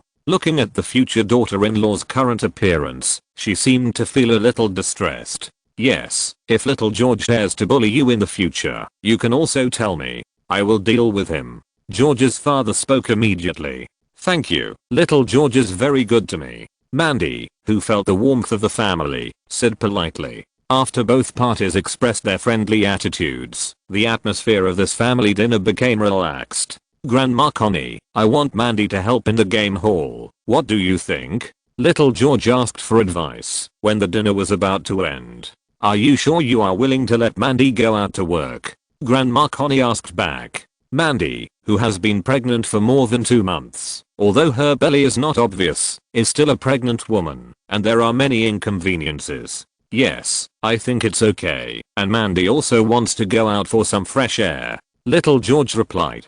Pregnant women within 3 months actually don't have obvious belly, and wearing loose clothes is almost the same as normal girls. And proper normal life and social interaction are also helpful to relieve the prenatal depression of pregnant women. Is that so? Grandma Connie thought for a while, stared at Little George and said, I have a suggestion. If you can come up with 20,000 yuan, I can transfer the game hall to you. As for how you want to run it, it's up to you. Although the game hall makes money, there are also many trivial matters that are very energy consuming. Grandma Connie, who likes pleasure and freedom, has been busy in the game hall for more than 2 months, and the novelty has long passed. At this time, selling the game hall is on the one hand to free herself, and on the other hand, to leave a livelihood for Little George and Mandy. Are you sure you want to sell the game hall? Little George asked in surprise. In Little George's view, a game hall that can easily make money is definitely a hot commodity, a hen that lays golden eggs. Most people want to buy it, but there is no way. Of course, the premise is that you have 20,000 yuan. Grandma Connie gave a definite answer. Okay, I'll take the game hall. Little George said generously, and then negotiated, but I can only pay you 10,000 yuan first, and I hope to pay the remaining 10,000 in installments. In the past 2 months, Little George did make a lot of money from the game hall, but he had just reunited with Mandy, and he also had a lot of places to spend money. Chapter 319 Moving. Mike, wait. I need your help later. After dinner, George, who was going out with Mike and others, called Mike. Okay, as a friend, Mike agreed to the other party's request without much hesitation.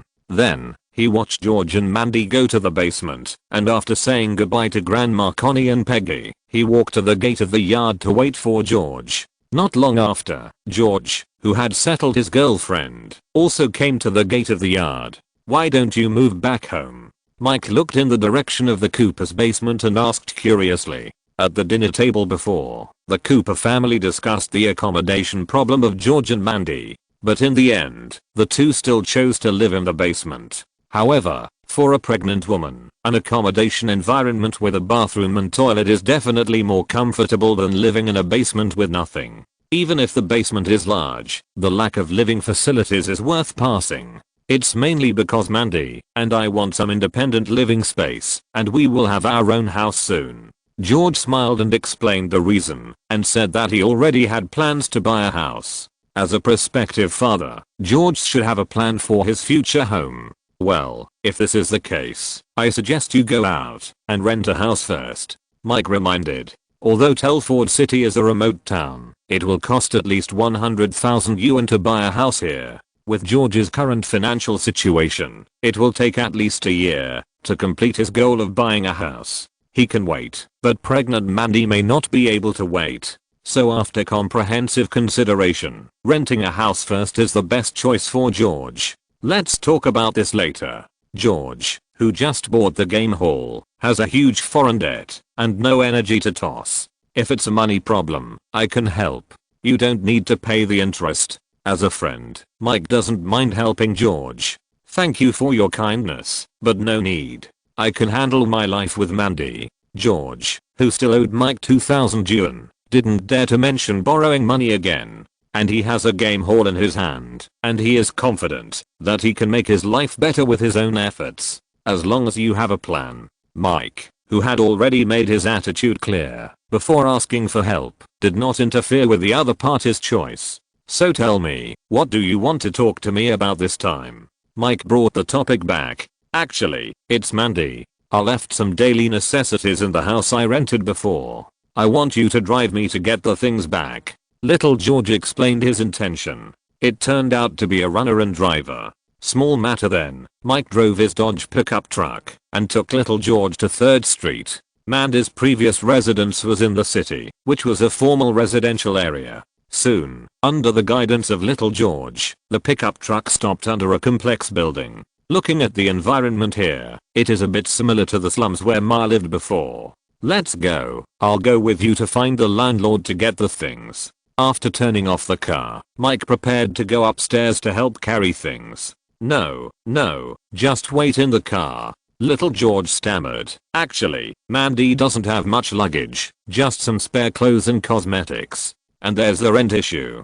Well, after little George's explanation, Mike understood the problem. Because she had no money, Mandy had lived here for more than 2 months and owed the landlord more than a month's rent. This time she went to find little George and was kicked out by the landlord because of the rent. It can be said that all this was caused by a lack of money. From what you said, Mandy has paid a deposit for a month here, and it should just be enough to settle the account. So there's no need for us to be sneaky. Looking at little George's appearance like a thief, Mike spoke speechlessly. To be honest, Mandy, who paid a deposit for a month, didn't owe the landlord anything. At most, she stayed for a few more days, and at most she had to pay some extra money. And the rent here is not expensive, only more than 200 yuan a month. There's no need to do something fancy for this little money. It's not about money. Little George, who had no money, said after a while, forget it, I can handle the things here, you just stay in the car and wait. Little George said, without giving Mike a chance to refute. He quickly went downstairs to find a place with external supports and climbed upstairs. This kind of old residential building has no more than 6 floors, and because the residents have privately renovated it, it is not difficult to climb up. Now it is just evening, and little George, wearing a grey suit, has a natural protective color. Mike got out of the car to check the situation. In order not to attract the attention of the residents here, he did not speak to stop little George. On the other hand, little George, who had been out for half a year, had a good physical fitness. After a while, he climbed up to the 3rd floor with his hands and feet, and then got in through the half-closed window. Click, click. Just after entering the room, before he had time to turn his head, little George judged that it was the sound of a gun, based on his experience. Wait, I'm not a thief, and I don't mean any harm. Little George, who was sweating coldly, raised his arms from the bottom of his heart to indicate that he was not a threat. You know, in the free United States, if you are shot for trespassing, you can only count it as your bad luck. Boy, turn your body slowly, don't let me find any unnecessary movements. A hoarse voice sounded in the room. After George turned around carefully, he saw clearly that in the dark room, an old man with white hair was lying in a recliner, with a colorful cotton blanket covering his legs. Of course, this is not the point. The point is that the old man's face is very ugly at this time, and he is holding a large caliber long-barreled shotgun in his hand. As expected, this kind of shotgun can kill people at close range with one shot. Boy, who are you?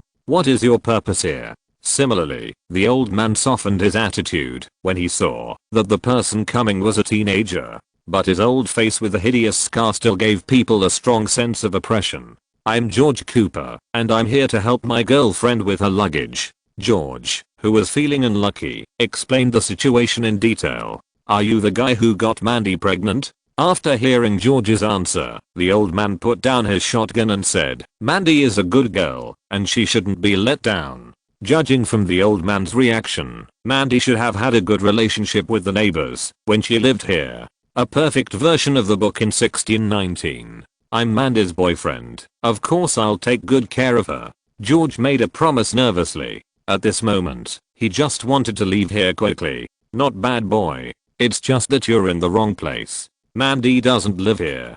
She rents a room upstairs. The old man looked at George carefully and reminded him. It turned out that the dim light in the evening made George, who was guilty of a thief, enter the wrong floor. This is how this oolong incident happened. Little George, realizing his mistake, asked awkwardly, well, can I leave now? Go ahead, kid. Don't come to the wrong place next time. The old man waved his hand casually. Thank you, little George, as if he had been pardoned, thanked politely and quickly went out through the window again. He was sweating all over, and when the evening breeze blew, he felt cold all over. And he was so frightened that his hands and feet were as soft as noodles. "Why are you sweating so much? And where is your luggage?" Mike, who was in charge of the reception, asked little George as he slid down the garbage pipe. "Nothing, just a little hot after exercise." Little George, who looked pale and in a bad state, pretended to be calm and said, "I just thought about it. You were right before. We shouldn't take things secretly. So I decided to help Mandy retrieve her luggage when there is a chance." Obviously, little George, who was frightened by the previous unexpected situation, did not go to Mandy's rented room to explore. Mike saw that something was wrong with him and continued to ask, "Which room does Mandy live in?" "Unit 2 on the 4th floor." "What's wrong?" Little George blurted out. Mike understood at this time. If he remembered correctly, little George had just entered the second unit on the 3rd floor, and judging from his appearance, he should have encountered something bad in there. Of course, Mike couldn't comment on this kind of oolong incident. He only knew that, since the two of them came this time, there was no reason not to deal with Mandy's luggage. "You rest in the car for a while. I'll go upstairs to see the situation." Mike, who had made a decision, arranged the next actions for the two. This time, Mike also didn't give little George too many opportunities to refute. After explaining the plan, he walked towards the unit door. 10 minutes later, in the surprised eyes of George, Mike, carrying 2 suitcases, was sent downstairs by a landlady in her 30s. If he remembered correctly, George had also seen that landlady more than 2 months ago when he accompanied Mandy to rent a house. The other party's attitude was not so good. When Mike put the suitcases in the back of the truck and sat in the driver's seat, George finally couldn't help asking, "How did you do it?" "It should be charm." Seeing George's frustration, Mike answered in a joking tone, "I'm serious. Did you help Mandy make up the rent she owed? If so, I will pay you back later." George made a guess. George, who had never been treated well by strange women, really couldn't figure out how Mike could deal with the landlady. The landlady is very easy to talk to. "I just told her about Mandy's situation and she agreed to check out. She didn't ask for any extra money." Mike said, "If you and Mandy want to rent another house, I suggest you continue to rent here." Mike had just gone upstairs and paid special attention to it. Although the room that Mandy rented for 200 yuan a month was not large, it had everything. There was a washroom, a kitchen, and so on, which could be used temporarily, and it was barely acceptable. Is that so? Hearing Mike's evaluation of the landlady, George wondered if he was hallucinating. Then, he shook his head and said, "Forget it. The environment here is not very good. Even if I want to rent a house, I won't choose here." Obviously, the tough old man who lived here left a psychological shadow on George. Chapter 320 Another Christmas.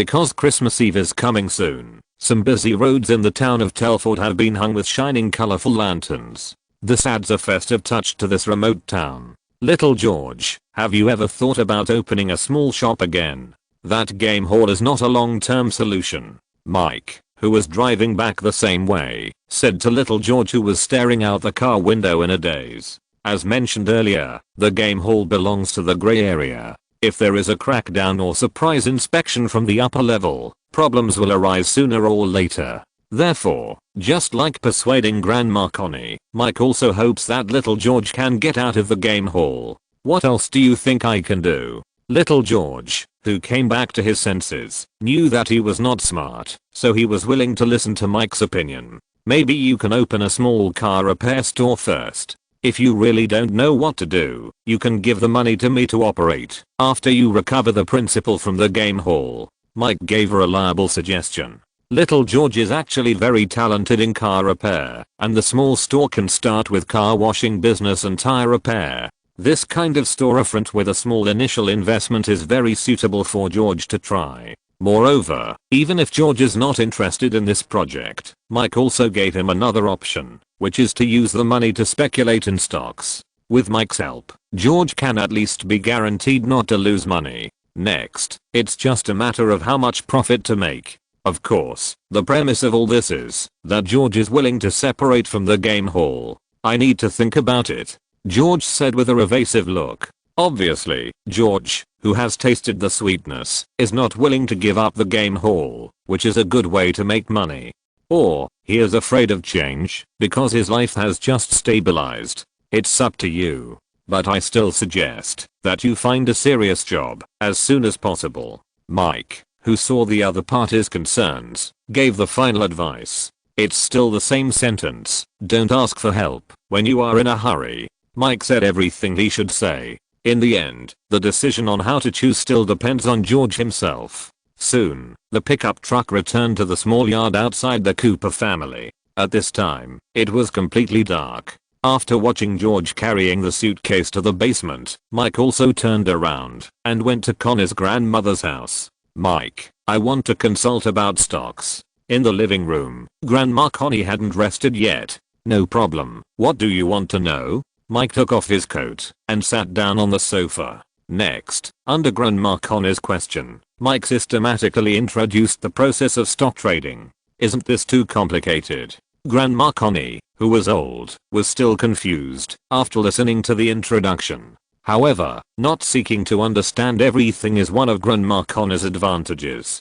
Compared with the complicated stock trading tricks, she is more willing to trust Mike, a family member. You told me before that, if I want to trade stocks, I can ask you for help. So I want to give my pension to you to operate. Grandma Connie took out 3 piles of banknotes she had prepared and said casually, here is 30,000 my yuan. If I lose, it will be mine. If I make money, we will split it 50-50. The 30,000 my yuan on the table, part of which is Grandma Connie's savings during this period, and the other part is the money from the transfer of the game hall. It seems that she has listened to all of Mike's previous persuasion. I'll open a third-party account for you. As for the money sharing, let's not talk about it. Mike didn't think about using his position to make money from Grandma Connie. With a net worth of tens of millions, there was no need for him to do so. In order to ensure that there would be no financial disputes with Connie in the future, Mike also decided to introduce a 3-party supervision system to make the flow of Grandma Connie's funds transparent. At this time, the usefulness of Chris, a former securities company employee, was reflected. Chris was the male socialite in the trio that Mike had rescued from the ogre before. Now he has a new identity, that is, Mike's economic advisor for stock trading. In line with the principle of, brothers should settle accounts clearly, Mike plans to introduce Chris to Grandma Connie. Of course, this does not mean that Mike will be a hands-off boss. He will still strictly supervise Grandma Connie's stock trading in the future. Okay, the stock trading account is done. If you have any questions about the stock market in the future, you can ask me or Chris. It is better to teach people how to fish than to give them fish. Mike, who helped Grandma Connie open an account through a third party, tried to let Grandma Connie learn to see the stock market trend by herself. If this approach is successful, it will surely make Grandma Connie feel more at ease. It's okay, I'm confident that you can handle the stock market. Grandma Connie, who completed the first stock purchase, smiled and said, it's getting late, I'm going to rest first. Well, it seems that Grandma Connie is really not interested in stocks. Out of trust in Mike, she seems to just want to be a hands-off boss. This operation is tantamount to handing professional matters to a dedicated person. What else can Mike say about this? He can only choose to take Grandma Connie to fly. Time flies, and we arrive at the school's Christmas party. The auditorium decorated with countless colorful lights, ribbons, colorful flags and Christmas trees is full of festive atmosphere. Read the correct version in 16:9 book bar. Compared with last year, this year's school Christmas party is particularly grand. Welcome everyone to attend the school's annual Christmas party. On the stage, teacher Sharon changed her old-fashioned image and put on a beautiful evening dress to host today's party. It must be said that teacher Sharon, who is just in her early 30s, has a unique charm when she dresses up. Next, let's invite Principal Tom to the stage to speak after the host finished speaking. Principal Tom, dressed in an academician's uniform, slowly walked onto the stage with the help of the Dean of Teaching Tim. Principal Tom, who has reached retirement age, has aged a lot in the past 6 months. At this time, he looks particularly kind. I'm very happy that I can spend this special day with all the young people. You are the hope of the future. Principal Tom finished his opening remarks, as if he was sighing about life. Then, he continued, "Thank you for your patience in listening to the nagging of an old man. Next, let us witness together the great achievements that Melford High School has made this year. First of all, let me invite all the members of the Melford rugby team. They not only won the first place in the invitational tournament in the first half of the year, but also won the league championship in the summer league in the second half of this year." Amid warm applause and the announcement of honors, Coach George and Mike and other rugby players took the stage one by one to welcome everyone's blessings. The cheers that almost overturned the roof at the scene witnessed the popularity of rugby in the hearts of students. After commending the rugby team, accompanied by teacher Sharon, the members of the Mathematical Olympiad team who won the championship of this year's Mathematical Olympiad also came on stage. So far, Mike has achieved the achievement of scoring twice. Then, some other groups that have won honors for the school came on stage one by one to accept the commendation. I'm very happy to see Melford High School getting better and better. After the celebration of honors, old Principal Tom's face showed a complex emotion of reluctance, which seemed to indicate that something big was about to happen. The road of life is long, and no one can walk with you all the way. Similarly, I regret that I cannot continue to walk with you. From this moment on, the position of Principal Melford will be handed over to Tim by me. As the old principal silently retreated, Tim walked to the center of the stage. Chapter 321 Another Christmas continued.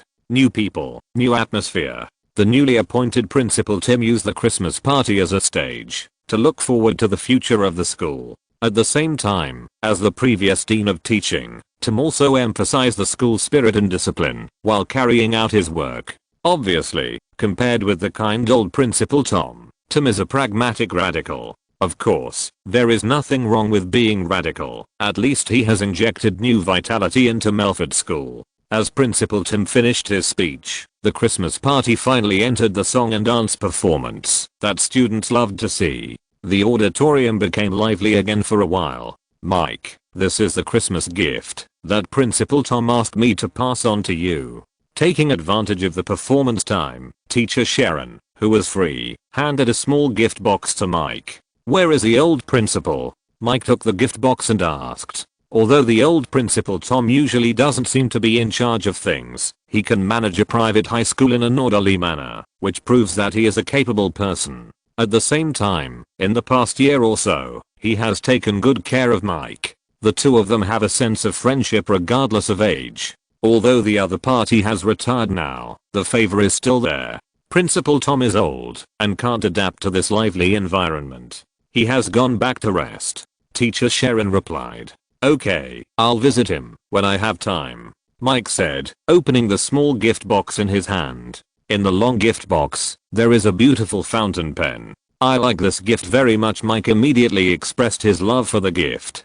Giving a fountain pen generally indicates that one party has good wishes for the other party to achieve academic success. The meaning is very good. On the other side, the school's Christmas party, amid the cheers of the students, lasted from 8 p.m. to about 10 p.m. This kind of activity is about a lively atmosphere. Of course, after the party, the students' Christmas activities have just begun. I didn't expect the old principal to retire so suddenly. Yes, Principal Tom is actually a very good person.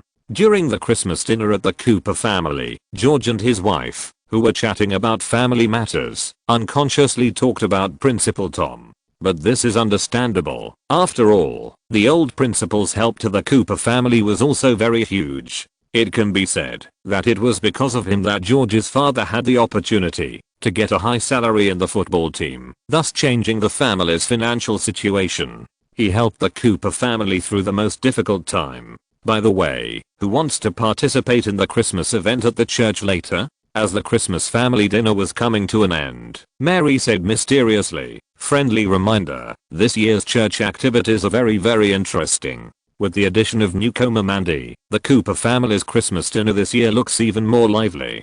Today, the business of the game hall is very good. Mandy and I are going to continue to watch over there later.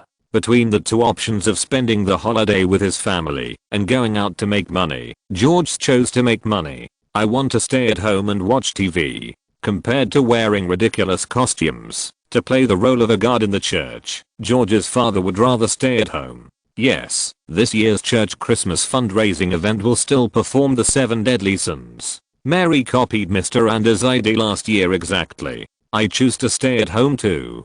Grandma Connie, who knew some inside information, was also not interested in the church's Christmas fundraising festival. The reaction of the family was a little beyond Mary's expectations. She was originally very excited, but her eyes became scary. I still have a lot of books to read. Recently, little Sheldon, who is interested in physics, also chose to stay at home to study. Now, only Mike and the 2 little girls have not made a choice. At this time, Peggy and Missy both turned their eyes to Mike, obviously wanting to spend the holiday with each other. I have an appointment, and will leave in a while, Mike said. How can I not have a beautiful woman to accompany me on this special day today? Therefore, at the school's Christmas party before, Mike accepted Maya's invitation to spend Christmas together in her big villa. As foreigner in the sister group, of course she also wanted to stay with Mike on this day, but she was under strict supervision by her parents, and after going back to have a reunion dinner with her family, she should not be able to leave the house again. So, Mike has only one choice today. Can you take me with you on the date? Missy, who was standing by, heard that Mike was going out and immediately asked expectantly. Of course, no. Mike, who was going to do some activities that were not suitable for children, refused the girl's request. How stingy. Missy pouted with a lack of interest, and finally chose to stay at home and watch TV. Peggy, on the other side, although she didn't say anything, her disappointed expression had already shown that she had the same idea as Missy. Well, Mary was completely left alone. But there was nothing she could do about it, because she was the only one in the family who truly believed in religion. After knowing everyone's choice, Mary angrily put on her scarf and angrily went to church alone. A correct version in the 16-9 book bar. George, I remember there is still some barbecue in the refrigerator. Take the barbecue, gingerbread and small desserts, and send them to Brand next door. Mary was resentful in her heart. She had already walked to the door and turned around to assign a task to her husband. Of course, Mary's move was obviously well intentioned. She used to be at odds with Brenda next door, but since her husband left, she began to sympathize with her. Therefore, she would ask George to help her from time to time. And on this special day today, Mary also did not forget to help the orphans and widows next door. Okay, George went to the refrigerator to get beer and showed a helpless look. Merry Christmas. Unlike the Cooper family, which had a lot of chores, but was unusually lively, Maya's big villa was decorated very beautifully with Christmas trees, colorful lights and little stars, but it always felt a little lack of fireworks. Mike's arrival made up for this. Welcome, Mike. Would you like some champagne? Helen, wearing a luxurious silk dress, lazily nestled in the sofa. Looking at her enjoyment, she was obviously corrupted by money, and turned from an artist into a qualified lady. At the other end of the sofa was Princess Maya, who had changed into a Christmas girl outfit. The girl's face was flushed at this time, and she looked particularly well behaved and cute. When she looked at Mike, there seemed to be autumn water flowing in her eyes. Behind the girl, there were 2 little elks. Amy and Alan, as the close ministers of Queen Regina, wore cute antlers on their heads and cosplayed as Christmas elks on this day. Thank you for your kindness, Miss Helen. Mike, like a stage actor, drew a circle in front of his body with his right hand, crossed his legs, and leaned forward slightly, making an exaggerated gentleman's salute. Then, he continued, you can taste the champagne later. Let's see what I brought for you first. Like a magic trick, Mike opened his palm and 2 beautiful gemstone necklaces suddenly appeared in his palm. Then, he smiled and gave 2 necklaces of different styles to Maya and her mother respectively.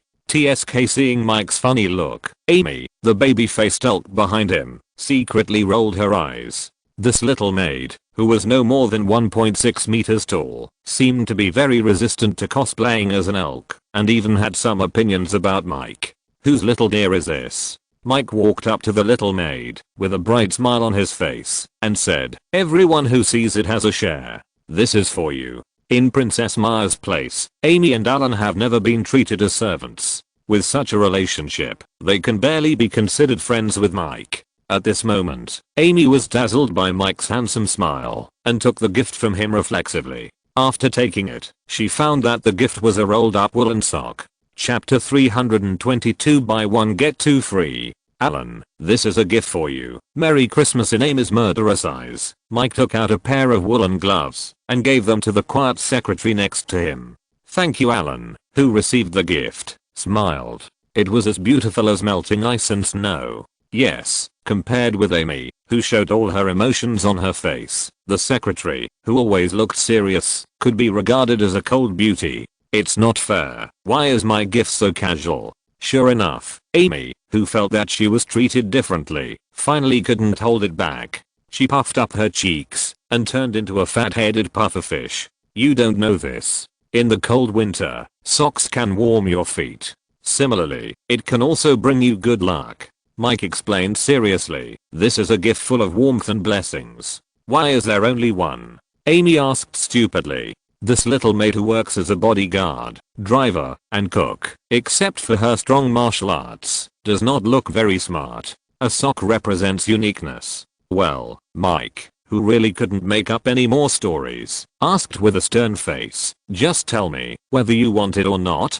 If not, give it back to me. No, how can I take back a gift that I have given away? Amy, who was overwhelmed by her momentum, tightened the socks in her hand. At the same time, two faint blushes rose on her chubby little face. Giving socks on Christmas actually has another meaning, which is to represent family. Amy, who looks silly, doesn't seem to be that simple. After teasing the little maid, Mike went to sit next to Maya under Miss Helen's strange gaze. At this time, the TV in front of the living room was playing Apple TV's Christmas Gala. This large-scale gala with a very high ratings. The three girls of the Devil Body group were also fortunate to participate. The program they will perform in a while is exactly the Christmas single that Mike gave them last year. By the way, Mike, we have also prepared a special gift for you. After pouring a glass of champagne for Mike, Miss Helen turned to the maid and the secretary and said, Alan, go to my room and bring the gift box sent by Queen Regina.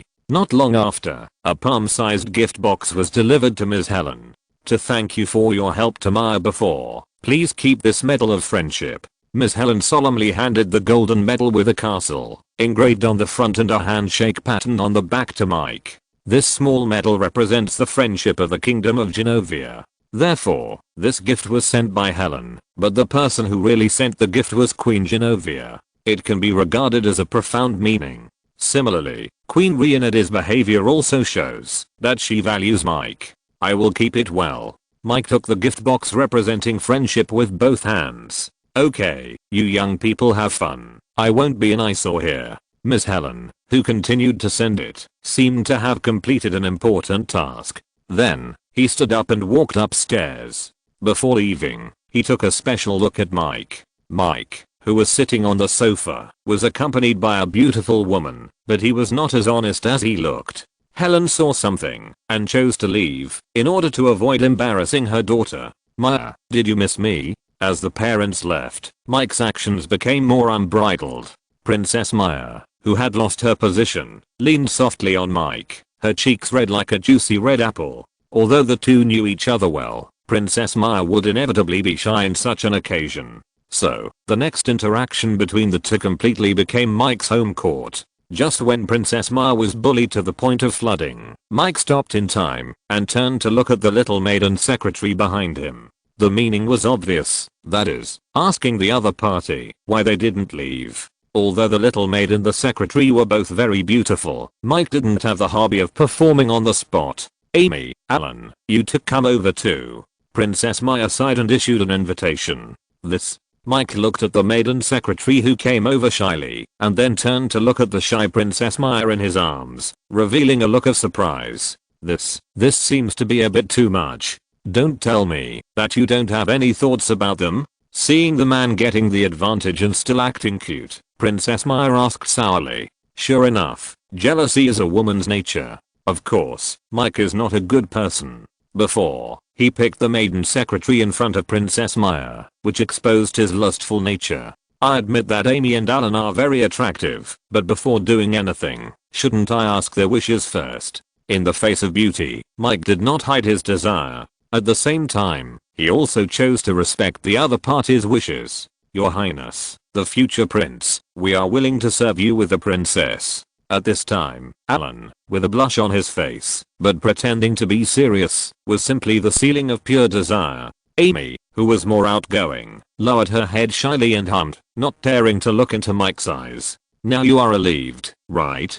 Princess Maya glanced at Mike in astonishment. A correct version can be found in the 16:9 book forum. This time Maya returned to Melford to go to school, and she also had an important task, which was to try to bring Mike back when she returned to the Kingdom of Genovia. Amy and Alan needed to help the princess complete this task. Overall, Queen Renadi used a honey trap on Mike. Mike obviously realized this, but looking at the three beautiful women in front of him, between being a beast and being worse than a beast, he decisively chose the former. This is a choice that any normal man would make. Temperament attribute +6. Flexibility attribute +3. Firearming experience +1. Charm attribute +15. Fighting experience +6. Physique main attribute +1. Charm attribute +15. Flexibility attribute +2. Firearming experience +1. The battle went from the living room to Maya's princess room. Mike also stayed in the big villa. After a night of hard work, he got a lot of light balls. After an in-depth exchange, facing such an excellent man like Mike, the maid and the secretary revealed their nature of being not good at playing. Fortunately, the school was on vacation. Mike, whose novelty had not yet passed, stayed in the big villa for 2 more days, continuing to refresh his attributes. In the days that followed, Mike also lived a leisurely winter vacation life. When he was free, he would talk to girls such as Maya and Lina. When he was bored, he would stay at home and play flying chess or chess with Peggy. It is worth mentioning that Peggy rejected her parents' Christmas vacation plan this year. While Mike was enjoying the blessing of having a family and a leisurely life, the business of George's game hall was in full swing. The cold weather made the business of the game hall extremely hot. However, when George was proud, he suddenly received bad news. Mandy's father was coming. Including Christmas, Mandy had not been home for more than half a year. This kind of disappearance naturally attracted the attention of her family. Therefore, under the pressure of her father's phone call, the girl told him about her recent situation. Hearing that his daughter was abducted and pregnant before marriage, Mandy's father was furious and could not sit still. Chapter 323. The future father-in-law arrives. On this day, in order to welcome Mandy's father, the Cooper family prepared well and planned to leave a good impression on him. Little George and Mandy came to the gate of the yard first to prepare for the reception. "Do you think I can satisfy your father?" Little George, who changed into a handsome suit and combed his hair into an adult look, asked. "He kidnapped someone else's daughter and made her pregnant before marriage. Little George, who did such an outrageous operation, will inevitably feel guilty when he really meets the other party's parents. And the son-in-law will naturally be inferior to his father-in-law. Will you be responsible for me?" Mandy, who was with Little George, asked back. "Of course, you are everything to me." Little George promised seriously. "We will get married in the second half of next year, and I will treat you and the baby in my belly well. That's it." Mandy gently held Little George's hand and comforted him. "As long as you have this heart, we will not be afraid of any obstacles. And with me by your side, I believe my father will not do anything to you." There is a strong sense of care in the words. In fact, it was already very good for Mandy to find a partner like George. At least George was young, strong, and responsible, and his life was on the rise. Mandy, who was nearly 30 years old, had already passed the best years of a girl. It was hard to say who would suffer when the two of them got together.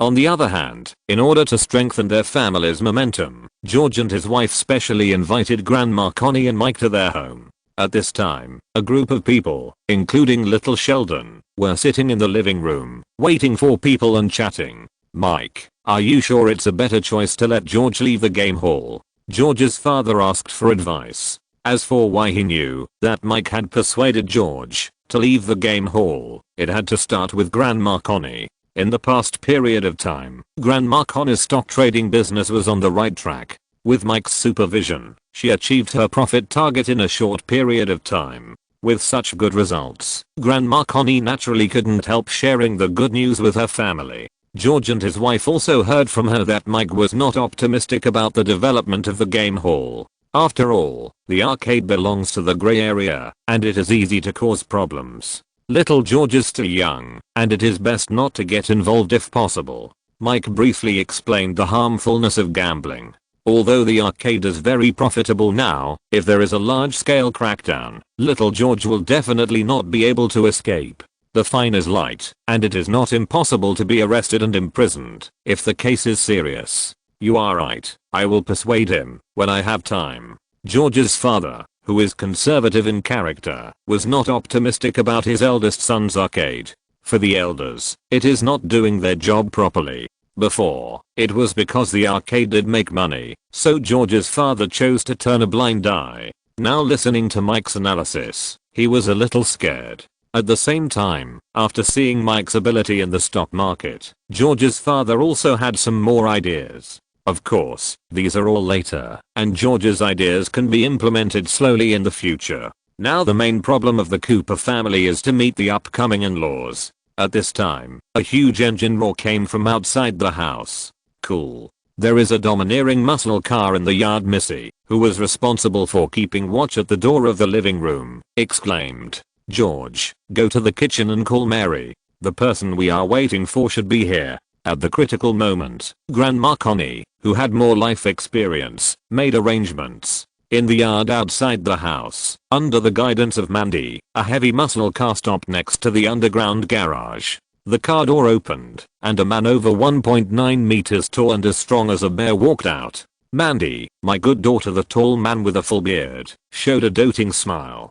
Dad on the other side. Mandy jumped into the man's arms like a young swallow returning to the nest. For a moment, in this touching father-daughter meeting, little George completely became an outsider. When the Cooper family and Mike and others came out, they saw this scene. "You are Mandy's father." After the father and daughter finished hugging, George's father smiled and introduced, "I'm George's father, George Cooper. Hello, I'm Mandy's father, Louis." The man walked over little George and shook hands with George's father, and then he didn't think it was enough, so he opened his arms and hugged George's father. "What does your father do?" George asked weakly from behind. To be honest, seeing the strong physique of his father-in-law, George was a little scared.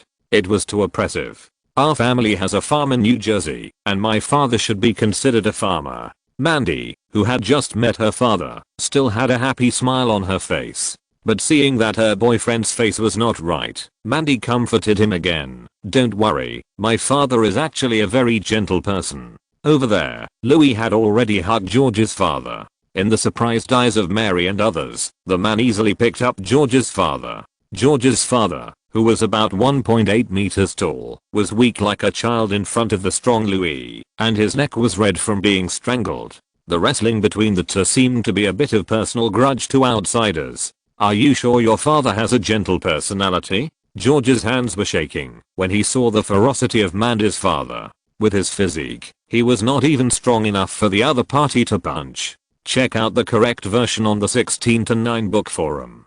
Don't think too much, that's the way men in our area express friendship. At most, my dad was a little too excited today, Mandy explained, feeling a little happy in her heart. In the countryside of New Jersey, the people are indeed very tough. However, the way Louis' dad greeted him at this time was indeed a little too enthusiastic. The reason for this is that we have to mention that Mandy's treatment in the Cooper family was really not good. Pregnant women lived in the basement and had to go out to work. In this case, it is no wonder that her dad took the opportunity to give the Cooper family a warning. "Okay, Louis." George is almost out of breath. As the head of the family, Grandma Connie stepped forward to separate the two men and said with a smile, "If you have anything to say, let's go sit down in the house and talk slowly." "Yes, Louis. In order to welcome you, we have prepared a sumptuous meal." Mary, who also reacted, also stepped forward and stood beside her husband,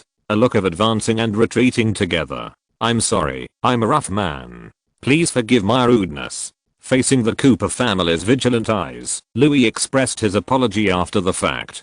Compared with the Cooper family's decent clothes, Father Louis, wearing an old fur coat, does look like a barbarian. Of course, this may be intentional. Unknowingly, the strong man who completed a show of power is obviously a rough but delicate person. The house is a little small. The furniture is a little old. After entering the house, Father Louis did not go directly to the restaurant, but observed the environment of the Cooper family seriously. The speaker has a heart, and the listener has a heart. George knew that this was his in-laws deliberately picking faults, but at this time he could only smile. After all, who told his eldest son not to be right? Finally, after Mary and Grandma Connie finished arranging the food, Father Louis sat in the restaurant accompanied by George. By the way, Kit, when are you going to marry my daughter? As soon as the prayer before dinner was over, Father Louis turned his eyes to George. Next year, in the second half of next year, when I reach the marriageable age, we will get married. Facing the question of his future father-in-law, George answered well-behavedly. TSK Louis flicked his tongue with an ambiguous meaning and suggested, why don't you go to New Jersey with Mandy and complete the wedding there? The marriage laws of each state in the United States are different. In some states, you can get married at the age of 13 or 14, while in some states, you need to be 18 years old to have the right to get married. In some places, you have to be over 21 years old to have the right to get married. Texas is still a Democratic state, and you can register for marriage at the age of 18. But it is still a little worse than New Jersey, where you can get married at the age of 13 or 14. If George listens to Father Louis' advice, he may really complete the marriage registration in the short term. No, George's career here has just started, and I'm afraid he doesn't have time to go to New Jersey. When the eldest son was struggling, Mary found an excuse for him. On the one hand, Mary didn't want her eldest son to live away from her. On the other hand, she was not particularly satisfied with Mandy as her daughter-in-law. Chapter 324 The future father-in-law arrives. Continued. At the dinner table, Grandma Connie and Father George also expressed their unwillingness to let George rush to New Jersey to get married. Here we have to mention the strong family concept of Texans. They value their family and have an almost pathological obsession with family integrity. So with the support of his family, George, who was not yet years old, escaped the fate of going to New Jersey to get married immediately. Father Louis, who made a concession, specially asked about George's situation during the following meal. After learning that his prospective son-in-law had a game haul with good business and some savings, Father Louis' attitude eased a little. So far, today's meal has tasted a bit. Take me to see where you live, and I can make up for anything you lack. Father Louis suggested after the meal. He has some daughter-slave characteristics, and he is actually quite relieved to see that his daughter has a home. Before leaving, he also plans to provide some help to his daughter and prospective son-in-law. Mandy was embarrassed when she heard that her father was going to visit her accommodation. At the same time, the expressions of the Cooper family were also a little embarrassed. After all, it was not a glorious thing to let a pregnant woman live in the basement. What's wrong, Mandy? Is there something wrong with where you live? Father Louis keenly felt that the atmosphere was wrong. Nothing. Mandy smiled and said, "Little George, let's go with my father." So, led by his daughter and future son-in-law, Father Louis walked out of the house with a surprised look. When he reached the door of the basement, Father Louis, who was thinking, had a dissatisfied look on his face. "Is this where you live?" Father Louis entered the basement and saw the environment here clearly, and a ball of anger suddenly rose in his heart. He really didn't expect that the Cooper family would treat their pregnant daughter like this. "Actually, I took the initiative to ask to live here." Mandy, who had identified little George, took the lead in explaining for her boyfriend. When the Cooper family discussed Mandy's residence, they did intend to let her move to the room where George had lived. But the girl was afraid of trouble and wanted to live alone with George, so she chose to live in the basement. Mandy, who took the responsibility on herself, continued, "Besides, George and I have already planned to buy a house. Yes, we will buy a house after saving enough money.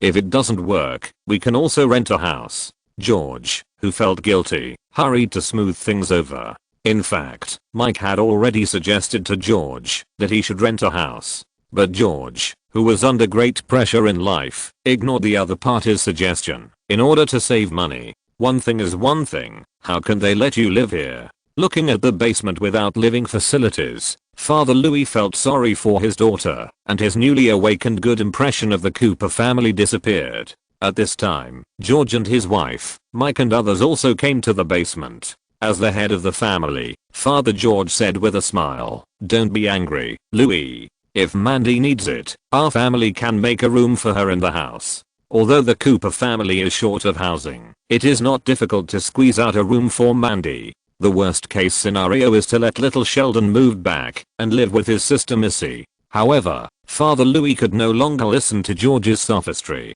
At this time, he was like a volcano about to erupt. It was just the begging look on his daughter's face that made him retain his last sanity. From the daughter's point of view, Mandy, whose future happiness is tied to little George, is not suitable to have an unpleasant quarrel with the Cooper family. "I have something to say to Mandy, please give us some private space." Father Louis, who thought a lot in a short period of time, finally decided to see his daughter's attitude first. Of course, he also considered the worst result, which is to take his daughter back to New Jersey to live. Here, the Cooper family who had driven out all stayed outside the basement waiting for news, knowing that they were in the wrong. At this time, several parents, including Connor's grandmother, looked unhappy. "Will Mandy be taken away by her father?" little George asked with a complicated expression. Mandy is George's first love, and the two are now in the honeymoon period. If possible, George certainly doesn't want the girl to leave. "Don't worry, I think Mr. Louis is not a reckless person. As long as Mandy doesn't give in, he shouldn't force his daughter to leave." Mike, who observed some details, comforted George, who was at a loss. In fact, this is an important moment to test the depth of the relationship between George and Mandy. Half an hour later, Mandy, with tears on her face and a savings card on her, pushed open the door and said, "Little George, come here. My father wants to talk to you." Little George, who was outside the house, saw Mandy's appearance and felt a sense of relief, as if he had a telepathic connection. Then, he walked into the basement like a warrior.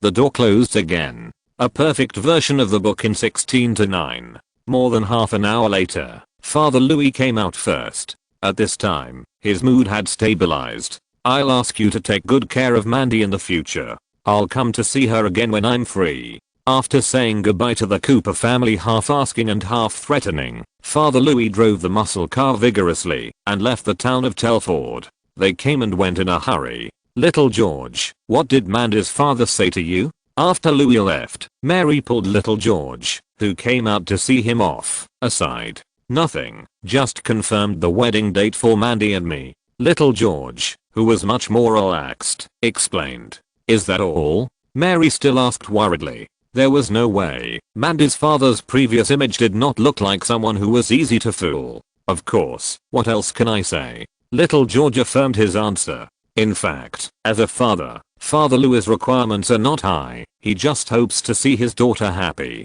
This demand just happens to be consistent with little George's wishes at this stage. With Mandy's maintenance, George passed the test of Louis' father without much effort. "Mandy, are you sure you don't want to move into the house?" Mary confirmed when the family sat in the living room again. After Mandy's father made such a fuss, Mary paid more attention to the girl. This fully illustrates the importance of backing. "No, I'm used to living in the basement.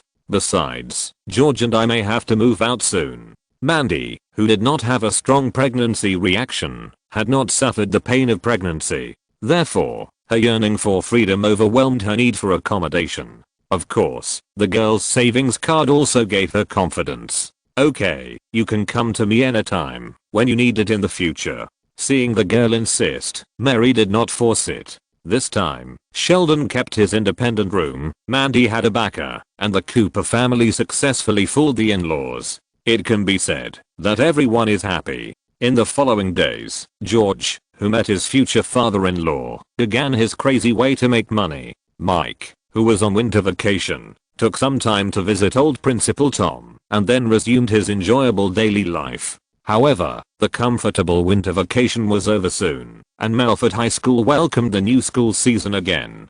Chapter 325 New School Year. Mike, are you sure you want to quit the team?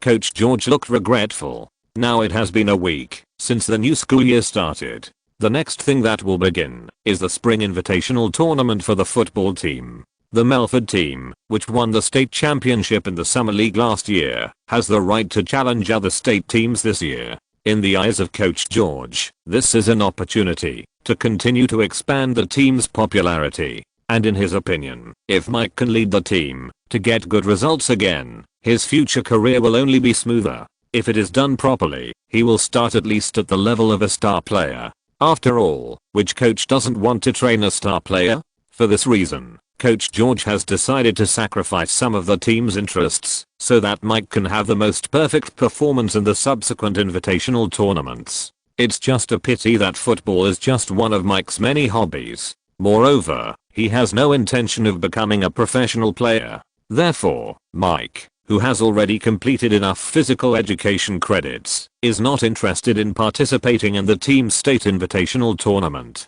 Compared to running around to participate in invitational tournaments, he would rather make time to accompany Maya. After all, there is a buy one get two free deal, and you can enjoy 3 times the happiness at the same time. And Maya has decided to return to Genovia after graduating from high school to help her grandmother build the kingdom. If nothing unexpected happens, Mike will part ways with the girl in half a year. Yes, I have decided. Mike took out the captain's armband and put it on Coach George's desk. Seeing that the other party had made up his mind, Coach George wanted to persuade him, but didn't know how to start. In fact, you don't have to worry, Coach. The team's current hard power is not bad, and there are many talented players. For example, Bill, if he can be trained well, he is definitely a good seedling at the captain level. Mike analyzed the team. In fact, Mike can see that a large part of the reason why Coach George is reluctant to let go is that he is afraid that without him, the team's strength will be greatly reduced.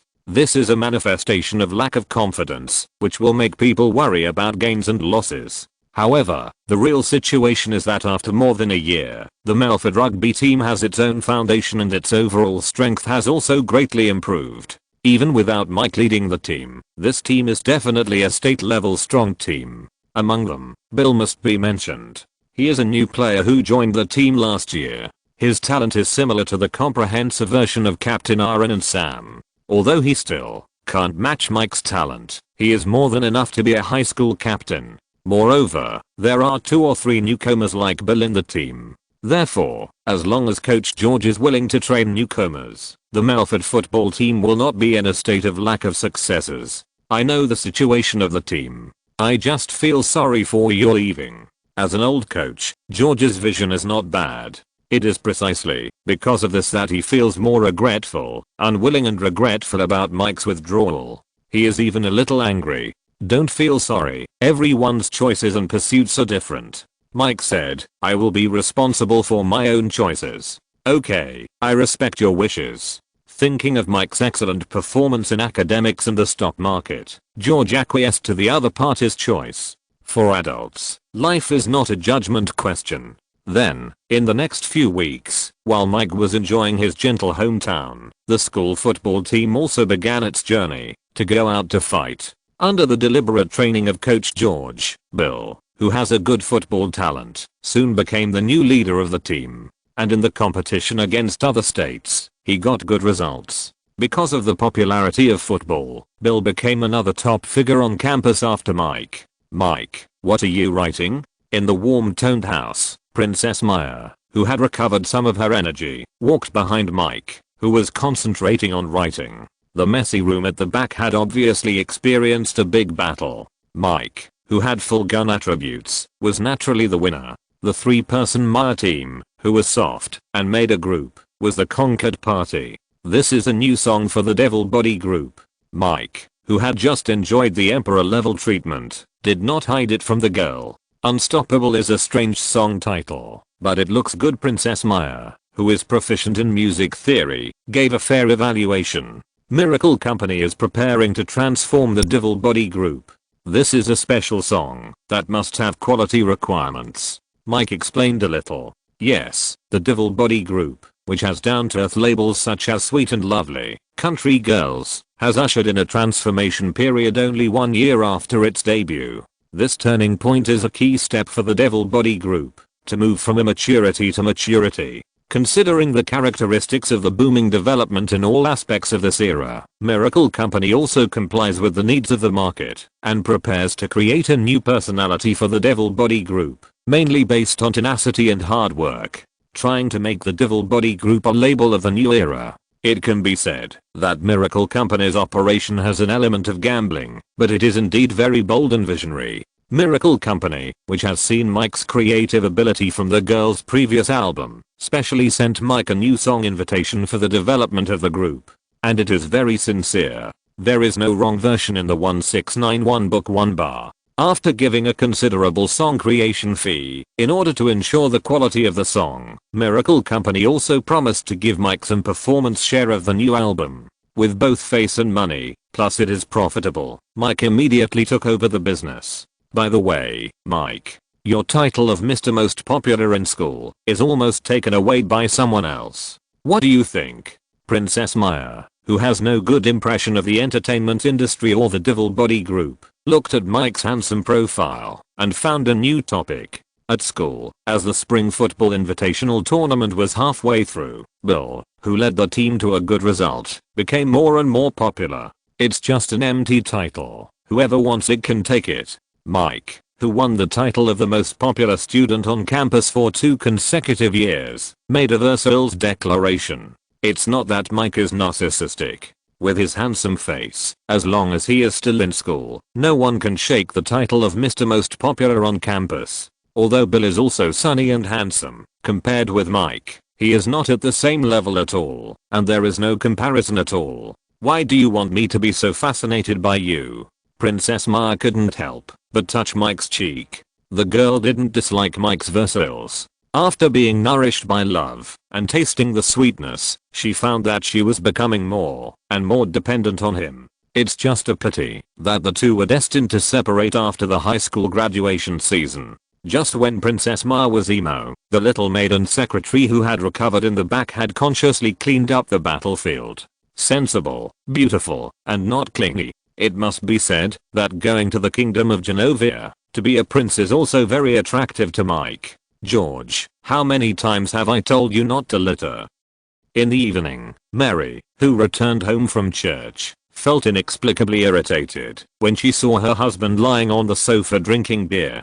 I coached George, who was originally in high spirits because of the team's recent good results, also lost most of his good mood when he saw his wife's gloomy face. However, for the sake of family harmony, George finally chose to be patient. In fact, Grandma Connie was also drinking beer in the living room with George's father. Both of them love to drink beer and are lazy at the same time, but it is unfair to say that they litter. At this time, there was nothing wrong in the living room except for a few empty bottles. George, have you offended Mary recently? After watching her daughter go to the kitchen to cook dinner, Grandma Connie turned around and asked curiously. From the perspective of an experienced person, the way George and his wife just got along was obviously very problematic. How should I know?